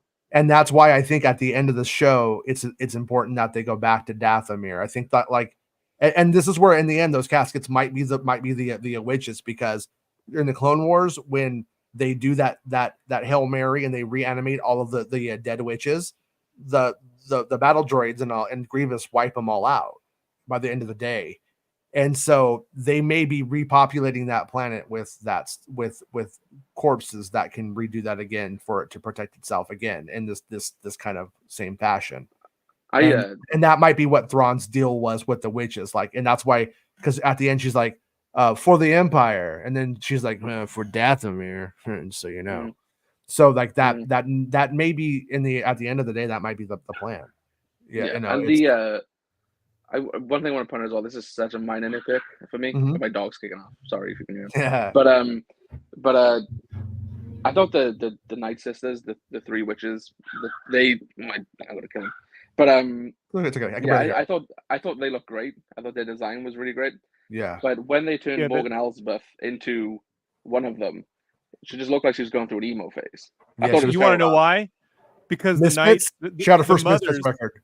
The mothers were concept art that Ian McKaig did on episode 1. Danzig did Mother. Think about it, dude. And Morgan Elsbeth is a makeup job done on a Disney Plus show. Like that's the difference. Like, I'm sorry, but like they just don't get the same kind of production lead time, or even having like Lucas's. Say what you want about the prequels. I'll sit here every day if you guys want to do. By the way, and we did do this, Jason, for the first year of the show. I used to wheel out the Star Wars Archives book, and we go through the concept art for episodes 1 to 3, which I find fascinating. I love all of it. I love all of the concept art for those prequels. No one here wants to look at it. No one here wants all these fucking prequel fans tuned into the lowest fucking watch shows on this channel, right? When we're all having a good time and going through it, and no, they don't want to watch any of that shit. But then these designs appear, and you can see this compared to the Disney Plus design team, and you're like, yeah, that's two different things. Like didn't have a year to go through a design process. Didn't have however long it takes to wheel through. They got 3 months, 6 months, maybe sometimes. It's the same with the choreography and the fight scenes, things like that. Like you're that's why you hire a stunt person like Sabine to be able to do things that you normally couldn't do. You see the weakness when you hire an actor in Ezra who's supposed to be doing martial arts who can't, right? Compared to like the chick who playing Morgan Elsbeth, she could actually do martial arts and kicks. You know, I'm like, that's actually how you do some of it. That looked pretty good. She beat the shit out of you. Yeah. I want to fight her. But, yeah. When she dies, like afterwards, like on the subtitles, it has like I can't remember exactly what it said, but it was like after she's dead, the voice goes on, and then the witches hear it. And I was wondering if that's like if we might get a Mother Talzin's not really dead kind of moment with her. She may come back like in a different form based off of that fact, and that she gets that like blessing and all of that stuff. So I'm not sure if that character is dead. It doesn't really matter to me one way or the other, because I'm not in love with the character. You know, I don't think she's a great actress, so I'm not too bothered. Yeah, but I also kind of wouldn't be surprised if we end up getting her brought back. And the other thing is like, are they? So okay, let's just like hit like the Mortis thing when you get down to it. Like at the end, we end up with a Jedi who's now in the hand of a Force god, and that statue. The brothers there beside the statue still there. The sister statue's fallen, but we know that the sister has become the owl, and so like there's this big implication of almost like this other side saga that I think if they had unlimited time and Rey was around and stuff, I think we were going to get like a whole nother thing on that planet between those four characters, and where it was going to move into what is the what's going on here, because Ray Stevenson's character Balin wants to end the cycle. He's all, this has been going on, I want to end it. And it almost feels like it's taking that Clash of the Titans, where perspective where all of the gods are like looking in Zeus as they're fucking with things. And it seems like he's like, yeah, I want to stop this. And the reason that it keeps happening is because the fucking father is just keeping the daughter and the son at bay. But then we know that the daughter in that realm is killed, becomes the owl, is now linked to Ahsoka and a part of Ahsoka. And then so I'm kind of like of the like in my imagination, my theoretical imagination right now, I think we're going to end up with these characters end up going into that place, exploring that area, and I think that they're going to bring shit back with them. I kind of think that the daughter and the son are going to come back, but I think it's going to lead into a bigger like metaphysical sort of thing. And one of the questions I was talking about last night on the show, I've always asked is, we know Thrawn's coming back for this movie and this conflict, but it's what's the spiritual aspect of it going to be? And I think that this might be it. Like Santa says, the father is dead, but that's too like literal of a reading of it, because the daughter is dead and gave her life force to Ahsoka, and now she's flying around as an owl shitting on things. That's what I keep saying. And so right there, I think it has more. I think it's not so. I don't think it makes as much sense, because it's just it's like a spiritual concept. When good and evil doesn't stop, therefore that concept never stops in Star Wars. Like the Balin character, I think is going to be fundamentally wrong, and in trying to mess with it, is probably going to be what makes everything worse for that time. Was what's going to bring all of this stuff out. But I think it could lead to a huge like potential saga for the saga in between sagas with it. It could go that way. I mean, it could just be nothing. And at the end of the day, like they might not play it out, but it does seem like it's going that way. And when we look at like the rules as established in this, she gives her life force to Ahsoka, brings her back to life. And now she appears as an owl to Ahsoka. But we could also say we don't know what the character of the owl's agency is. We know it's watching her fight Darth Vader in the Temple of Malachor. We know it watches like it. So it's in the once again, context of this series, that's all Easter egg stuff. It's not relevant to the narrative of this series. Like it is. because that's where this is going. That's what it's saying at the end of this. It's like, what was Balin's You don't know that's agenda? where it's going. After Ray died, you don't know. You know, like it could Actually, what I would suggest that if they do is have that character go into that place and then do a reverse where he takes his essence and then the son comes back, and the son coming back would be like the equivalent of an ancient Sith Lord returning from and then nowhere. they named that episode "The Father, the Son, and the Holy Force Ghost," right? Like Pretty much, yeah. But I mean, but that would there's a way of doing that and bringing this in and having like this really, this conflict that comes out of nowhere that we never imagined could happen, and that could, that guy goes and then gets behind that empire, and then we could have like a whole trilogy of films that could follow that deal with that saga and how that arose, and then it falls, and then you could also link that stuff into the First Order. You can link that stuff into Palpatine saying, "I'm every Sith who ever existed," and him being so, obviously JJ's ideas are half baked and not all the way thought through or articulated on screen, but it may be a way of enhancing, making that stuff better. When I say, just in terms of the lore itself, and that's what I've always felt has been one of Filoni's like things that he's been the very first thing. His very first task was make Anakin Skywalker more personable. One of the very first things he ever did was a project to make the prequel characters more likable, and he did achieve it for a lot of people. He did.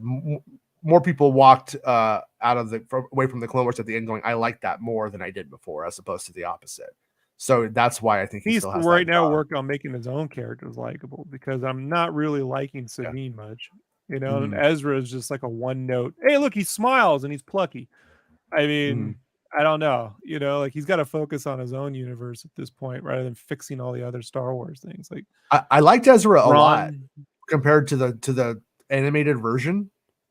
And he had a couple of moments that I saw a good potential between the performer and the character, if used right. Like I like that moment when he fucking stabs the death trooper, the zombie, and then like looks at it like, "What the fuck? Are you gonna die?" You know what I mean? Like it was subtle, but I thought he did a better job than the cartoon got to do with that character.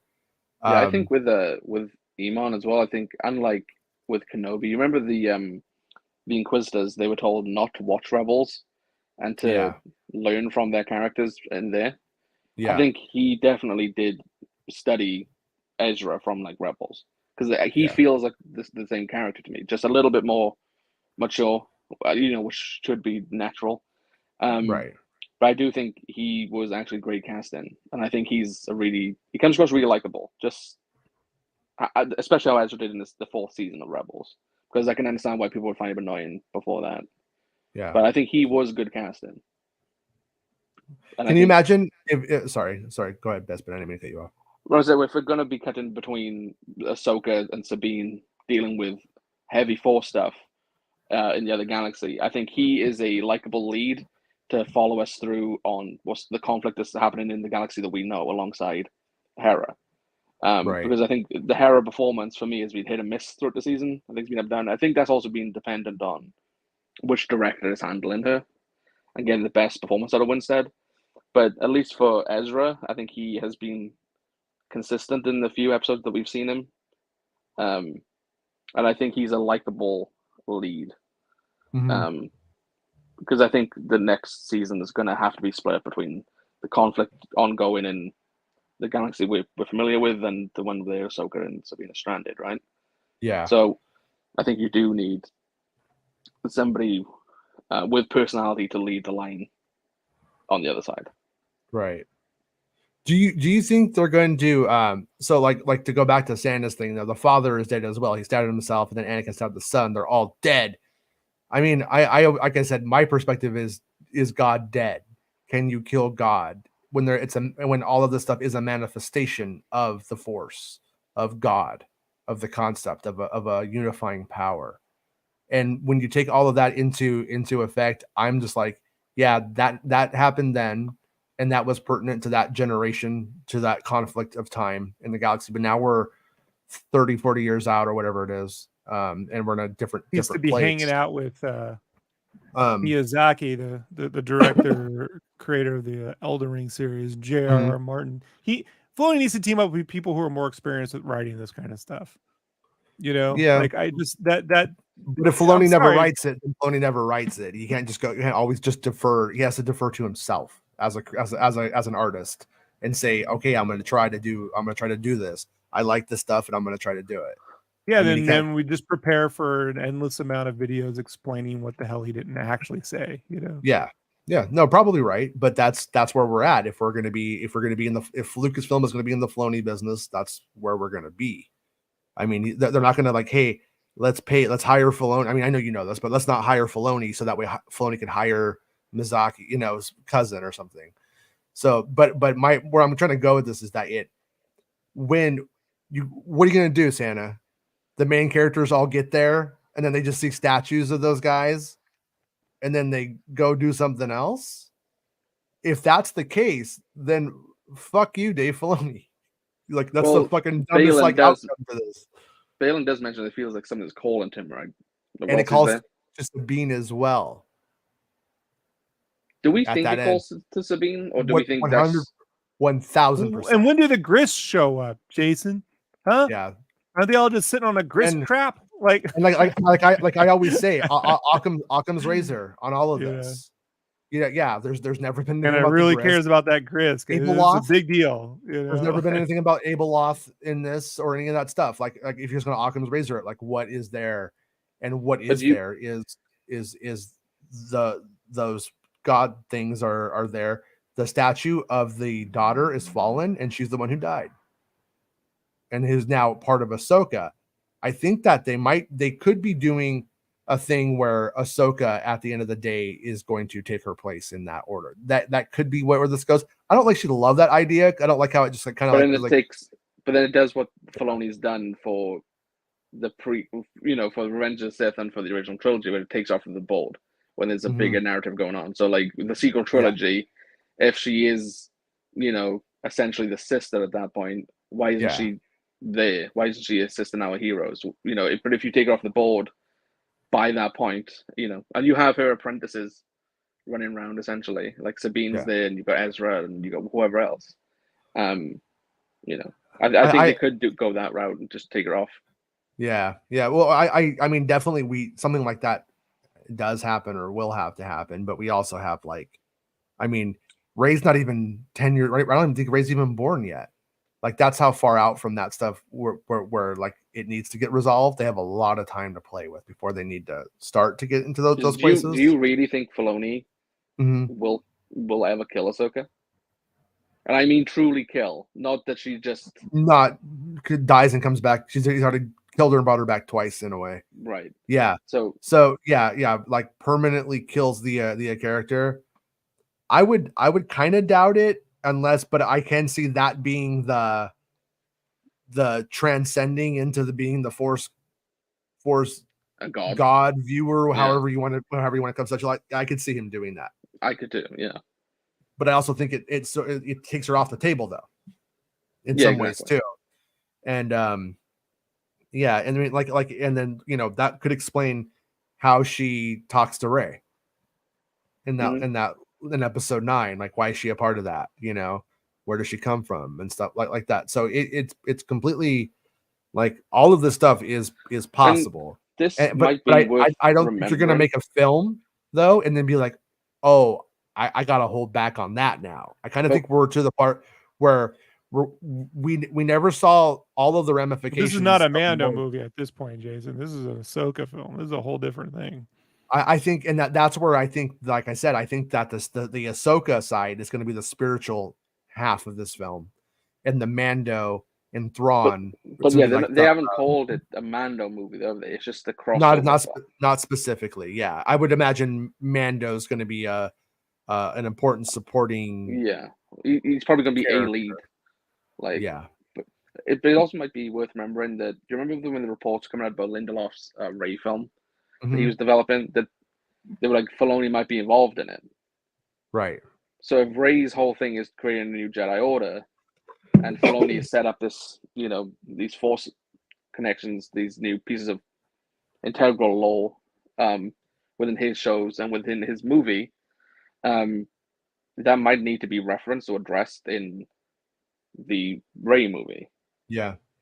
You know, like, because if Rey's rebuilding an order, she's clearly looking for students or looking for the Force users in general. Ahsoka can't necessarily be around for that if a Rey to start from scratch. Like you said, they aren't going to look to like Luke Skywalker. Luke Skywalker likely won't be involved. Obviously, you have his texts and his teachings in that regard, but you know, it seems like they wouldn't use a Force ghost Mark Hamill for that movie, from what Kathy said, at least. So with Ahsoka, she still needs to be off the board then. So she is one of these gods, essentially, at that point. I think you need to address it before that movie comes out. Yeah. Santa says that I think Dale's right. Ahsoka's already the daughter. Anakin is likely the father, and it could be Balin that is hearing Mortis calling out to him to become the son. But also, like, Balin has absolutely no connection to Anakin or Ahsoka in a way that would make him at the level of family to be a part of that. I mean, it could just be a role you take, and now I'm the son, you know, it could be. But at the same time, I mean, I would think it would be more likely that you would have like an avatar of Darth Vader as the son and Anakin being the father. You know what I mean? And then something would do if Filoni was doing the sequel trilogy, it could be somebody like Kylo. Yeah, you know, because you have that connection to Anakin through lineage. Yeah, but I think the problem with it is in that concept is the daughter and the son have opposing philosophies. And like in those things, you have to still hold that philosophy of the son in order to be that.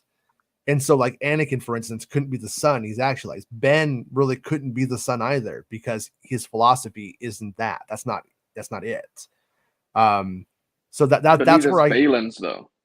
And Balin's in such a gray area that it's like it's a hard read to know, like, because like Balin seems like somebody who was doing the wrong things for the right reasons is kind of like where that character seems to be at. Like his greater goal is to stop these Greek gods from messing with humanity. You know, that's how that seems to be his mission, and he wants to end it, he says.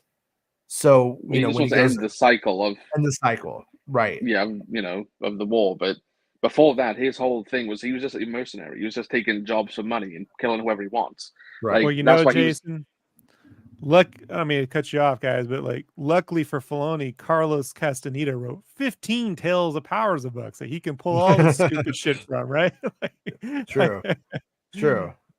Yeah, but yeah, he's gonna go. I mean, I think my guess would be, just my hunch, is that Balin is going to be responsible for opening a Pandora's box.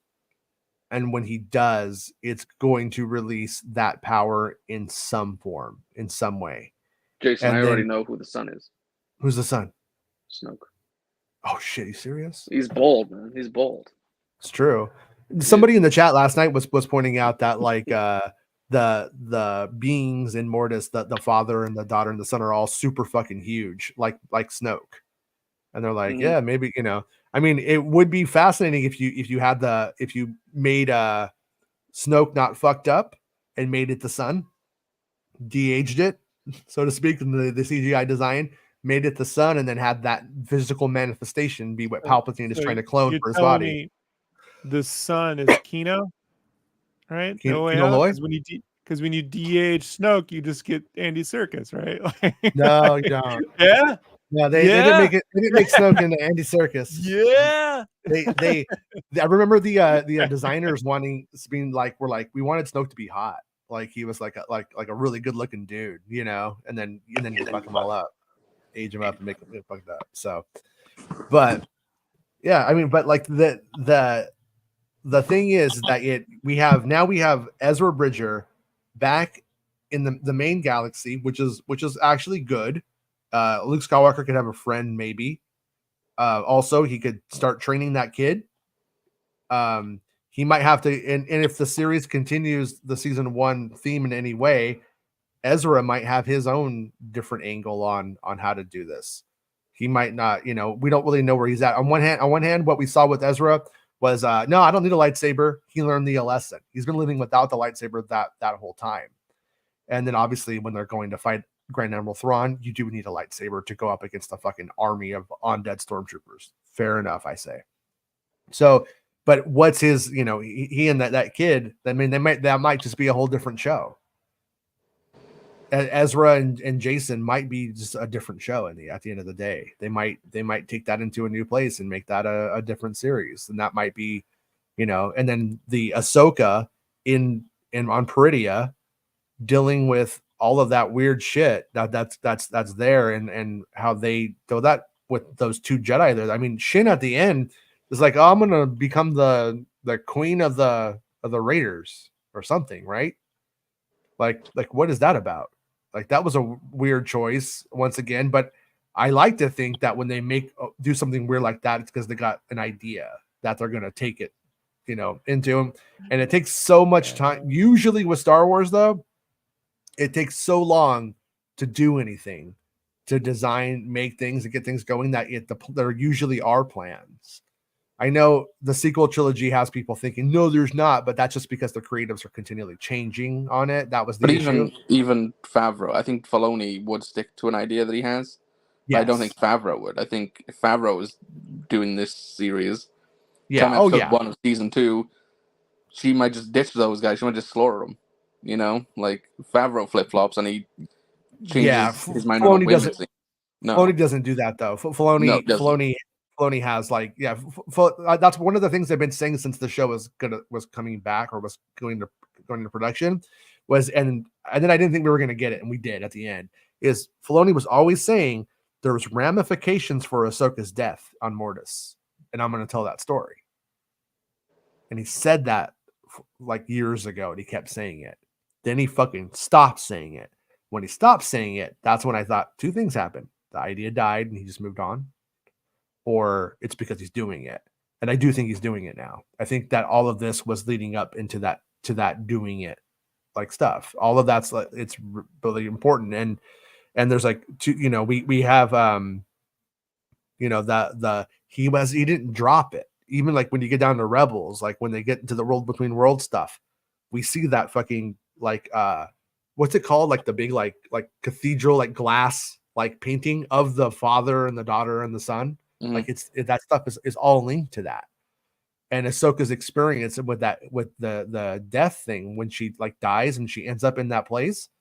I can't help but think that that's not just like a random setting. Let's just set it in the world between worlds when she died. I think that it's connected, and it's probably because of the daughter, and that connection. So there's a chance this goes into someplace really cool. Like I'm definitely intrigued. I want to know what they do next. What are they going to take it there?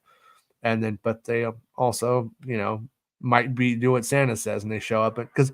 If they just show up there though, and they're like, okay, yeah, you got the job. Like it would be like Indiana Jones getting to the end of that movie, and the Grail Knight's like, okay, you want my job? And he's like, yep. And then he takes the cup, drinks from it, and then the old man leaves, and he sits there. At the end, like it's just not how these stories go. That's how they do things in Gatlinburg, Jason. Oh shit, are you serious? Yeah. Is that that's the old Gatlinburg way? Yeah, it's the Gatlinburg way, dude. he's sticking to it.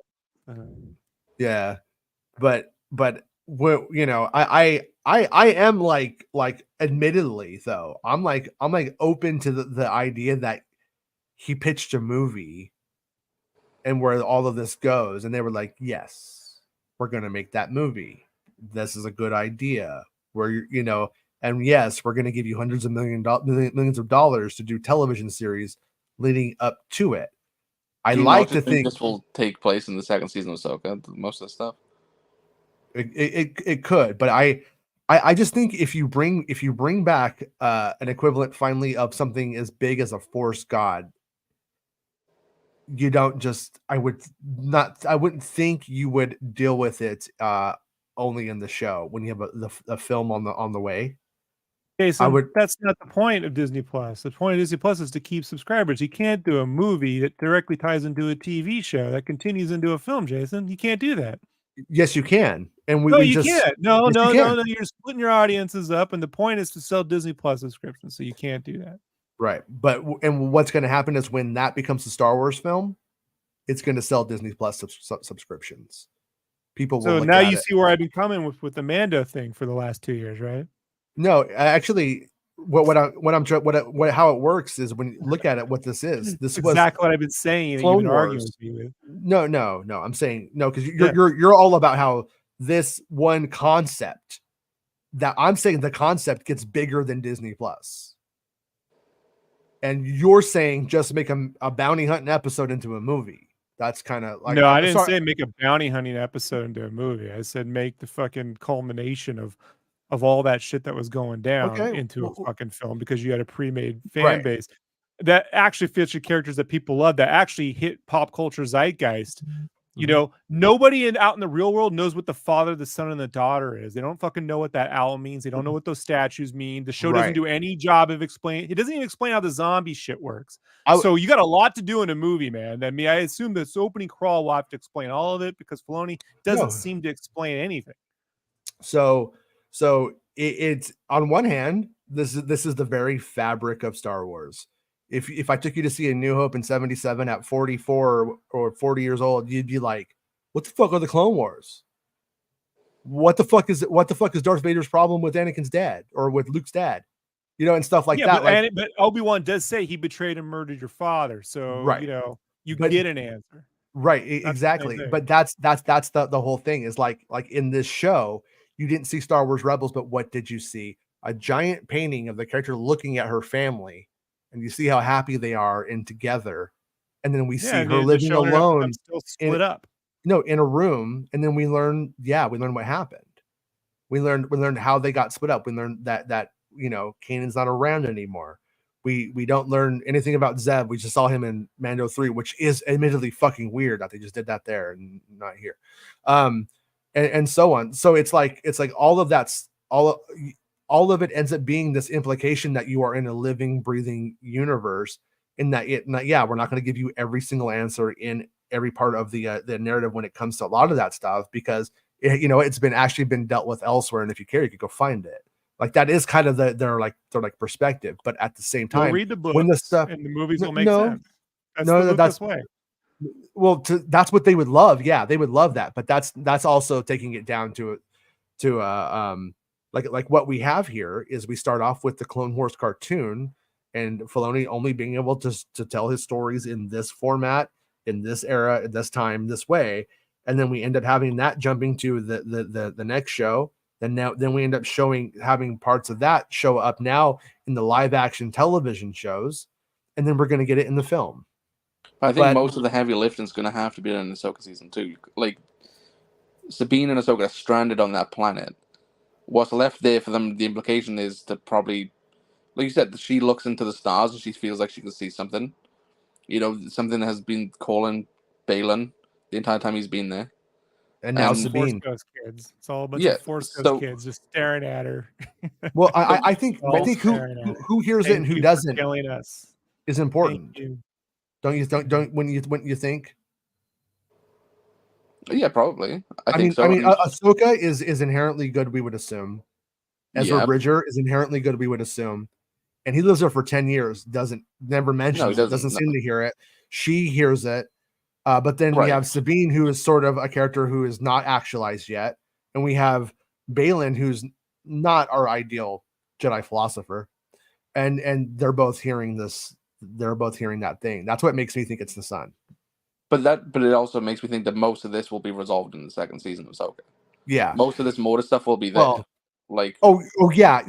and we're okay. So what I'm proposing here is you want to make a movie, right? And you want there to be like this big central conflict where there's big bad guys and there's the good guys, and they're outnumbered, they're blah blah blah. But how do you do that when you have this era where everything has already been resolved? Because I saw Return of the Jedi. I now I know, and I saw Episode 7, so therefore I know everything gets resolved. Well, how do you play with that era, and how do you make like things exist there? So that movie will get to exist by now there is like this equivalent of a Snoke or a Palpatine out there, and there's these like Jedi, and that they have to fight this thing, and so you get to go and you get to make that movie. And then if you have a problem with the backstory, if you're like so anal about it, like, well, I saw episode 7 and episode 6, and that just doesn't make sense. Then you have the TV series all lay it out there and all build up into this. But then obviously it gets resolved. Even if you bring back the son and make him a Force god who's going to fight, on behalf of Thrawn and rule. I like how you Thrawn's said empire. that the Mando movie couldn't work because no one's going to be able to follow the series into a movie. But now you're expecting everyone to watch 200 episodes of a cartoon that deals with tales of power. No, like I'm not. Vague, I'm not, weird Rob, spiritualities. No, but Rob, they'll all get that, and they can just go watch that. They don't need it, Rob. The normal person will just go to the theater and be like, "That's the bad guy." It's the Star Wars fans. Yeah, it's the bad guy. Shrug. It's the Star Wars. Like Aquaman. There's the bad guy. There's the good guy. Yeah.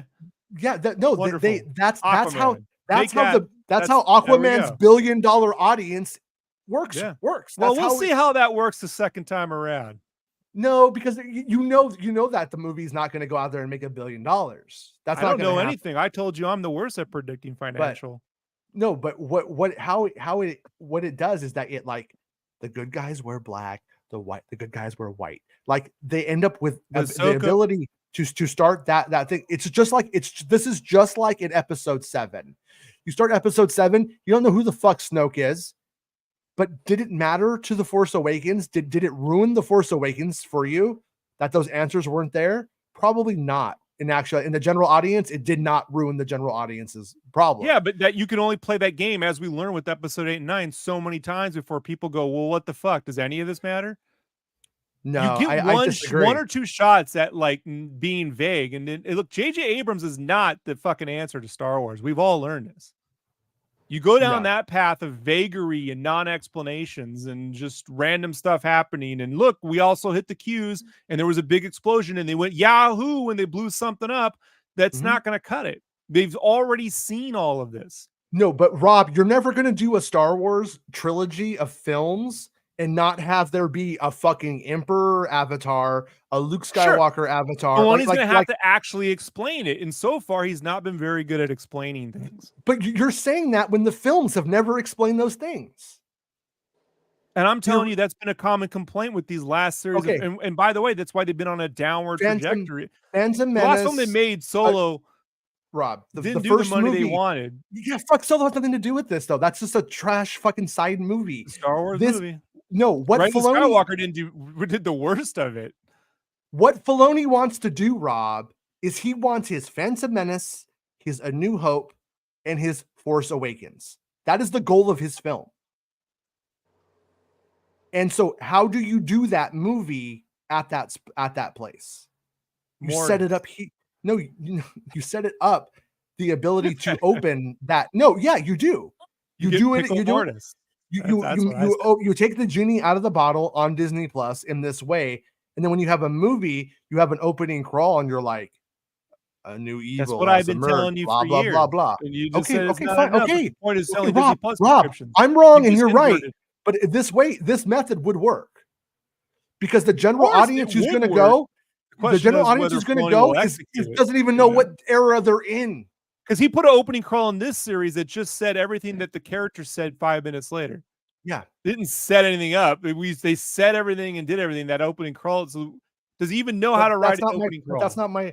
No, that right there has nothing to do with anything. The ability for that crawl to exist and why the character said it may have been the studio who's coming in and saying, you need to include that. Did you see the thing from Deadline yesterday? By the way, I did. I don't know if you read the show.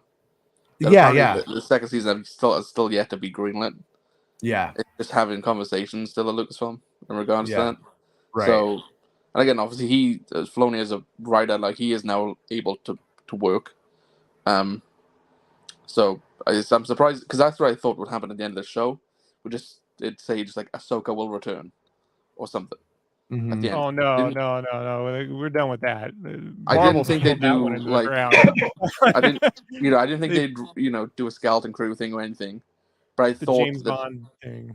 This is essentially where they would like sort of announce the second season, but they clearly didn't do it. And according to Deadline, at least, They still haven't decided on greenlighted it, which is odd, because I think there's a lot to do now in advance of that movie. Because I don't think you can have that movie just be Sabine and Ahsoka on this planet doing all the Mortis shit. Like, that's because I think when you do the movie, the Mortis shit must have already happened. So like, the genie is then out of the bottle. Like, if it is the son who's coming back, the son needs to be back and like about to enter the galaxy we know and into the conflict with Thrawn and the New Republic. You can't do it with, okay, but who's this Ahsoka, this Sabine in this other galaxy. You have Thrawn and all that doing whatever they're doing on Dathomir and everything else, and the next one that needs to be set up in the sequel season, not in a movie. So definitely not the movie. They need to do the second season, and I'm really surprised that they haven't decided on it yet, considering they want Filoni's movie out in December 2026. Yeah. That's that big holiday movie of that year, is Filoni's movie. Yeah. And as we went over, I think, last week, there's actually not a lot of time to shoot 2 seasons of a TV show, which takes them at least 6 months each. And a movie on top of that, so it's another 6 months. That's without all the post-production work and everything else. To get those all ready and out by December 2026. I don't understand why they're not. Filoni can't write that, and I assume he had ideas and treatments for the second season anyway. But James makes a good question. Why do they have Jason Sindula in the show, considering the child actor could be much older by the time this next season films? Why would they include him now? They would include him now for one reason only, for Ezra to see that he has a little brother and to be reunited at the end. Like that is the payoff, and they just don't do it. That was my whole argument at the beginning of the show. And both Wasted of you, potential. both of you are wrong in that you are considering a season of a show to be a series finale. It's a season finale, not a series finale. Therefore, this is not final yet.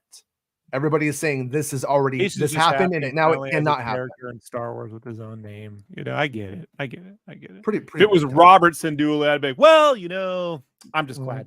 When I was a kid, I was pretty happy that to Jason Skywalker or Jason Solo. But yeah, it's not over yet. It doesn't mean it's over. It doesn't mean that, like, what you're saying doesn't mean that that's the last word on it, because there's more. And to go back to take this back to what Bestman was saying, like a season of Ahsoka season 2, we know that this is all a fucking trick. This is an anthology series. This is all a way of not necessarily paying writers and actors and everybody like what they're due by breaking up the series into multiple new series all the time. And so what happens, the ramifications of this might be in the next series called Ezra Bridger. It might be in Mandalorian season 4 now.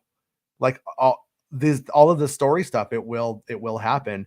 I'm kind of just like of the opinion that I heard that Mando season 4 wasn't final drafts. Those were just like, there's drafts.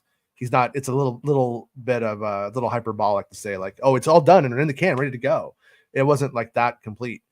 And so I'm still of the opinion that we could see those seasons truncated into one season of a show. The 4 important episodes of Mando and the 4 important ones of Ahsoka, if you can make the characters to sort of mesh into each other, put Mando in the mix somehow. I mean, for all we know, Ezra might be out there doing Jedi business, and Mando might be hired to hunt those stormtroopers, and Mando might be the one that's like calling Ezra to tell him here's where they are, and then they might be on an adventure together for the season. I don't know if that'll happen, but it's not off the table. Like, it's completely in the realm of possibility, considering how our main characters are all going to be friends. They're all going to know each other. They're all going to Avengers it up as the stories go on, I would think anyways. But yeah, it is I wouldn't say it's concerning that there's no Ahsoka season 2, because I think the Ahsoka season 2 concept is, how are we going to market the next part of the story? Are we going to market the next part of the story as Ahsoka part 2, or are we going to market it from some other angle? Was Ahsoka the best way to market Disney Plus for us or not, and stuff like that? I mean, do you think those ratings on Ahsoka that they were going up, do you think that was just purely face saving, or do you think that they are proud of those numbers? I think it's mostly face saving because again they're not true numbers. Like the way that's like when HBO were given figures for The Last of Us and for House of the Dragon, they Yeah. were true viewing figures. They weren't just Right. like, oh, it had 14 million views, and we're just assuming everybody watched the entire episode and all this stuff. They're saying no, people like 20 million people tuned in on this Sunday night to watch The Last of Us. Yeah. Whereas Disney and Netflix, they're playing a weird game. And again, Disney only did it straight after the Samba numbers blew up and caused a lot of headlines. They were like, actually, we did 14 million views, not the sample size of 1.2 million. And then I think you said one of the trades did the math on it. It was like actually, at least for the first episode, it was closer to like 8 million or something. Yeah. Instead of so yeah. And then again, and since then they've been putting out like viewing figures for the other releases. So they said like Little Mermaid had 16 million views, and Elemental had like 26 million views or whatever it was. So even in contrast to the stuff they've been putting numbers out for, it still hasn't shone that brightly in comparison. And then you look at like the second episode, they never said a word of what the viewer figures were for those. And then we Right. had the Nielsen ratings come out, and in Ahsoka's third episode, so second week, it dropped out to the top 10. Like it wasn't again enough minutes watched to be in the streaming top 10 of that week. So I don't think they're particularly super proud of the numbers. I think it's probably done well enough to warrant a second season, maybe. But yeah, we shouldn't trust anything they really put out. So This type of storytelling on Star Wars though has in the past only worked for them. Like the Clone Wars didn't necessarily like dwindle. Like this way of doing things and this kind of like the way that he maps out his intrigue, it does tend to build. And yeah, so but that was 24 episodes a year, every year. Yeah. You're getting maybe 8 episodes. Okay, sure, like 7 to 8 episodes, narratively speaking. Fifth episode, the last 7th episode was a little. You can say those were only 7 20 minutes, Rob. Those are only 20 minutes, years. and these are like 40 minutes. So it is closer to double what. One thing, a 16 episode thing by that metric, I'm saying. One thing I've been thinking about recently is that we've seen these streaming services copy one another frequently. Yeah. They're all that have introduced now ad-supported tiers. They look to be raising prices wherever it may be, right? Mm-hmm. And one of the leaders that they seem to follow is David Zaslav at HBO and Warner Brothers. Zazzy, as we know him. And he's cutting down, like, on the big budget shows, he's cutting down episode counts to save money on the budgets, right? Game of Thrones or House of Dragons, right? Yeah, he's doing on House of the Dragon, yeah. So I think that's going to be closer to 5 episodes instead of the 8 that it had or whatever it was. Yeah. Could you see, because Bob Iger's thing in recent times has been cut production budgets, save money there in the costs and then everything else. So do you think with a second season of Ahsoka and, even other shows for Star Wars, that they could see a lower episode count? So it would go from 8 to 6 or 5? Because Echo apparently is only coming out with 5 episodes. Not for this reason, but we've seen it already. I mean, like all the shows are supposed to be 8 episodes. That's what they're aiming for. And like Boba was 7. Boba was 9. It was 9? Yeah. Oh shit! I thought it was 7. For some reason, I thought it was less. Kenobi was 6. They didn't elongate that one into 8. To like as much anyways. But that's probably about time more than anything. But yeah, I wouldn't be surprised. I in some ways, I think that they would be better served to release their shows in chunks. Like I don't love the idea. I mean, my perfect idea or my perfect way of it happening, it was just all episodes all at once. Just give it to me and then let me watch it at my own pace. Like that's what I truly prefer. But if I was running a service and a subscription based service, I wouldn't even do Mando all 8.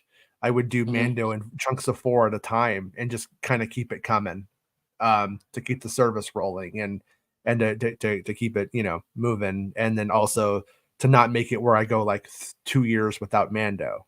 You know what I mean? That's kind of the like, idea I had for Andor, wasn't it? I was like, yes, because that is going to be a year time jump every 3 episodes. That actually lends itself quite easily to doing gaps in between those episodes, in between those arcs at least. and make me subscribe too.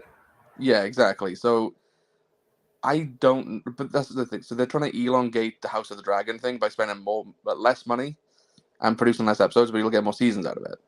Yeah. So instead of getting an 8-episode season, those remaining 4 would end up in the season after, as it goes. So it was just a thing I've been thinking about recently because, Bob Iger said many times in his interviews, he's all about the cost-cutting initiative at the moment and retaining subscribers. And if you're only cutting down to 5 episodes, we're still going to subscribe to watch those 5 episodes. Like, we might be annoyed and we might come on this show and people viewing will all be pissed off that it's only 5 instead of 8. But we're still going to give them the money. Like, they're still going to get that out of us, probably. And it'll go on like that. I just think because they all copy each other all the time at the moment. Yeah.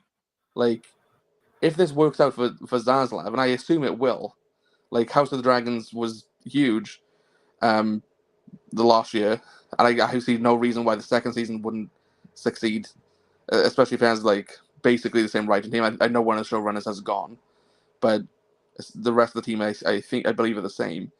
So if that works, and we have every reason to suspect it would, why wouldn't Bob Iger follow suit or the people at Paramount follow suit? Yeah. They might want to wait and see what the reaction to that is before moving in on it potentially, because I can see a House of Dragons comes out. Is it House of the Dragon or House of Dragons? I can't remember. House of the Dragon. House of the Dragon comes out, and people are like, "That was it? What the fuck?"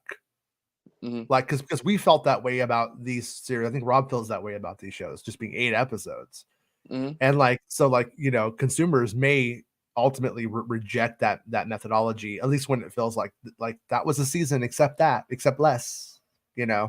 Right, but it becomes the new normal then, though, right? Oh yeah. No, then they would. Yeah, they all go in on it and they all try it. Like all the people in this chat, the ones who pay for Disney Plus currently. Yeah. If Ahsoka season 2 comes out and it's 5 episodes, you're still going to sign up for those 5 weeks and get Ahsoka. And again, you sign up for 5 weeks, which means they probably get you the extra week. So you're already on same board as 2 months. Month. Same as the 2-month subscription. Same as the 2 right? months. Yeah. So, as long as it goes over that line into the next pay period, you got it for 2 months. Yeah. So I do wonder if that's where we're going to head in the future. Like they said, they're going to give us a less output in general of Star Wars and Marvel, right? And he's, so that's one way to save money. The other way to save money is to cut the production costs, which is something he's spoken about. What else might? Sorry, I was going to say the WGA, the new deal that they've struck, and they're going to strike for actors as well. That talks about how long a season of a show is. Yeah. Remember, like if it's like under 6 episodes or something, they pay X amount of money or X amount of percentage, and the people get however much. And it's longer if it was it then 8 to 12 episodes? They have to pay more. So if they can avoid that, and again we see how these guys work, there's a good chance they will try and avoid it. It's like Netflix. It came out that Netflix is looking to raise prices once the SAG deal is done. Again, hurting us, the consumer, because of choices they've made. And I'm saying the SAG and the WGA should get the fair deal. But they then said, well, we'll support that by charging our consumers more. The Netflix thing is going to go over $20 for their premium tier at that point. Yeah. So, I can tell you right now, I'm canceled at that point. Yeah, I'm there is a canceled now. limit. There is a limit, I agree with you, but the only reason why I'm even sticking around with Disney Plus is because of X-Men 97. And look, I get that's not nobody's radar right now, but that's who cares? Like it's coming down the pike, and I'm glad that right now my money's going to help fund the people animating and developing that, right? But if they weren't making that X-Men 97, which is a cartoon, I'd be like, I'll just wait, dude. You know what I mean? And you could say, well, you'll get me for 2 months, but yeah, you'll get me for 2 months, but me for 2 months and everyone else for a couple months here and there isn't going to be the $1 billion a month they need just to keep the $500. Was it 500 million a month to pay for bandwidth? Like, it doesn't actually pay the bills. So this diminishing returns thing doesn't work when you look, these guys, Zaslav, Warner Brothers, New Line, Disney, they're not paying to upkeep on movie theaters every month, right? They don't pay to keep the lights on those places. The theater people do. But with Disney Plus and HBO Max, they have to pay to keep the theater lights on. So, like, getting people for the summer season, right? It's what we're talking about here, right? We're only going to make movies for people to go see the big summer films. Okay. That ain't enough to keep a streaming service on year round. Sorry. Those short seasons would probably be more applicable to theatrical releases on special engagements that you could charge for as well. You think about it from that perspective 100%. too. What I find kind of funny, or grim's not the right word, but a less than desirable outcome of the intrigue that this show just did for fans on Star Wars Ahsoka is that our next show is Skeleton Crew. Maybe. And we have, well, yeah, I should say, like, I mean, in terms of this era, of this part of the story, and Andor and what do you call it? We'll probably have Acolyte and then Andor and then Skeleton Crew, most likely. It's kind of what you've said, right? And I think it might be Andor after Skeleton Crew. Oh, okay. But with that said, when we get back to this part of the story, then we have the story like with these kids. If that story doesn't intersect with it, because we know that now this is going to dominate the fans' imaginations. Oh, this is that test. I know. Yeah, I got the message. So when that goes down, when that series is coming, all the fans are going to be like, oh yeah, like how is this going to connect? And like we've heard some things that are very coincidental that could make it connect, but we don't have a smoking gun that it does. Those kids aren't going to appear on Peridia. You know what I mean? And like hang out with Balon and like talk about the Father, the Son, and the Holy Force Ghost for like the pitch of the show is that they end up in a new place and then you have Ahsoka have been in this new place. Like I said, it's all kind of coincidental. You know, I mean, for all we know, the kids are flying the ship above the planet and a fucking space whale eats them and takes them there. I'm just saying, they're not saying that's going to happen, but you know what I mean? Like, but shoots about the snout and shit, drops about a planet. Chunk makes it throw up, and then they just end up on Peridia. No, but I mean, like, yeah. But that's what's going to be weird is now I think there's a chance that the culture and how captivating this will likely be as time goes on might fuck with that show. You know, there's only so many revolving storylines one can deal with as an audience too, by the way. You know, like the benefit to having, you know, previously the benefit to having a one continued storyline, say the Marvel films, was that, you know, you were sort of following one thing. But now when you're jumping around eras and multiple timelines and different, completely different characters, I'm still reminded of the people who I was in the theater and I heard people go, "Oh, that's Rey's mom," when I saw Rogue One. You know what I mean? And I'm like, that's not Rey's mom. This takes place before A New Hope. But that's how the normies think, man. You can't they need normie money to make this all work. I'm sorry. Like, if you want fans to support films, that's how fans are. What went and saw Birds of Prey or fucking Shazam 2. Like, that's not enough. Or The Flash, right? Here's a good example. Like, they need, so it can get very confusing, and that's really a product of marketing needs to explain that. But we all know Disney marketing on a whole is, you know, it's bottom tier as far as I'm concerned. You know. Yeah, and the stuff that they can do though with this story when it all ends up set, like like when you have the father and the daughter, all that kind of stuff, and all of that was a ramification of Anakin's birth. Anakin's birth might have been a ramification of those anchorites doing what they were doing, for instance. And so this whole thing right here might end with Rey, with why Rey is born. You see what I'm saying? Like all like there's ways of tying all of this stuff into like deeper lore. There's a lot of opportunity here to make a huge conflict, and at the end be like, oh wow, we went through a lot, and then it looks bleak, and then at the end, like Rey is born from it. You know what I mean? Because if we do learn something like that, like I said, there's a lot of potential. That's the kind of stuff I think Filoni would do. So that's why I'm on board. But we've been going for a long time, so I say we call it a show, and we come back tomorrow and we talk about it some more. Tomorrow's Thursday, right? Yeah, we'll do a show tomorrow too. All right, so everybody, thank you for hanging out with us, listening to Mommy and Daddy fight today. Bespin, thank you for hanging out with us and listening to Mom and Daddy fight. Who's the mom? I'm the mommy. I'm the mommy. I'm the mother Talzin. I'm cool with my two dads, but you know, My two dads. You do you, boo. I'm just hoping somebody buys me McDonald's out of it, you know, to calm the channel down. But like, hey, here's a Happy Meal. Oh, that's a good idea. I'm gonna go get some McDonald's right now. Yeah. So, anyways, thanks everybody for hanging out with us. Are you the one who sent 6 bags of McDonald's to Trump yesterday, Jason? Were you somebody did that? No, he ordered it for lunch. The Secret okay. Service was carrying it in, but I was. I was gonna say, send it to me. Remember those Secret Service movies, like In the Line of Fire, where they're training to protect the president? None of them were carrying bags of fast food. No, to be piece of shit in court, and none of them shot Kennedy either. So, think about that. That's not true. Think about that in the movies. I mean, I'm in real life. Yeah, in real life, it totally. The AR-15s killed Kennedy. 100%. Statistically speaking, I mean, no, that like new thing that happened that came out. It's like, yeah, that's what happened. I buy it. Every time more evidence comes out, that 1979 theory that was proposed just makes more sense. But anyways, thanks everybody. Well, Bespin, get out of here, you fucking piece of shit. See everybody tomorrow. Bye. It's the end of the show. Come on, let's go. Hey, it's the end of the show. Come on, let's go. Hey, it's the end of the show. Come on, let's go. Hey, you know you should go. Come on, let's go.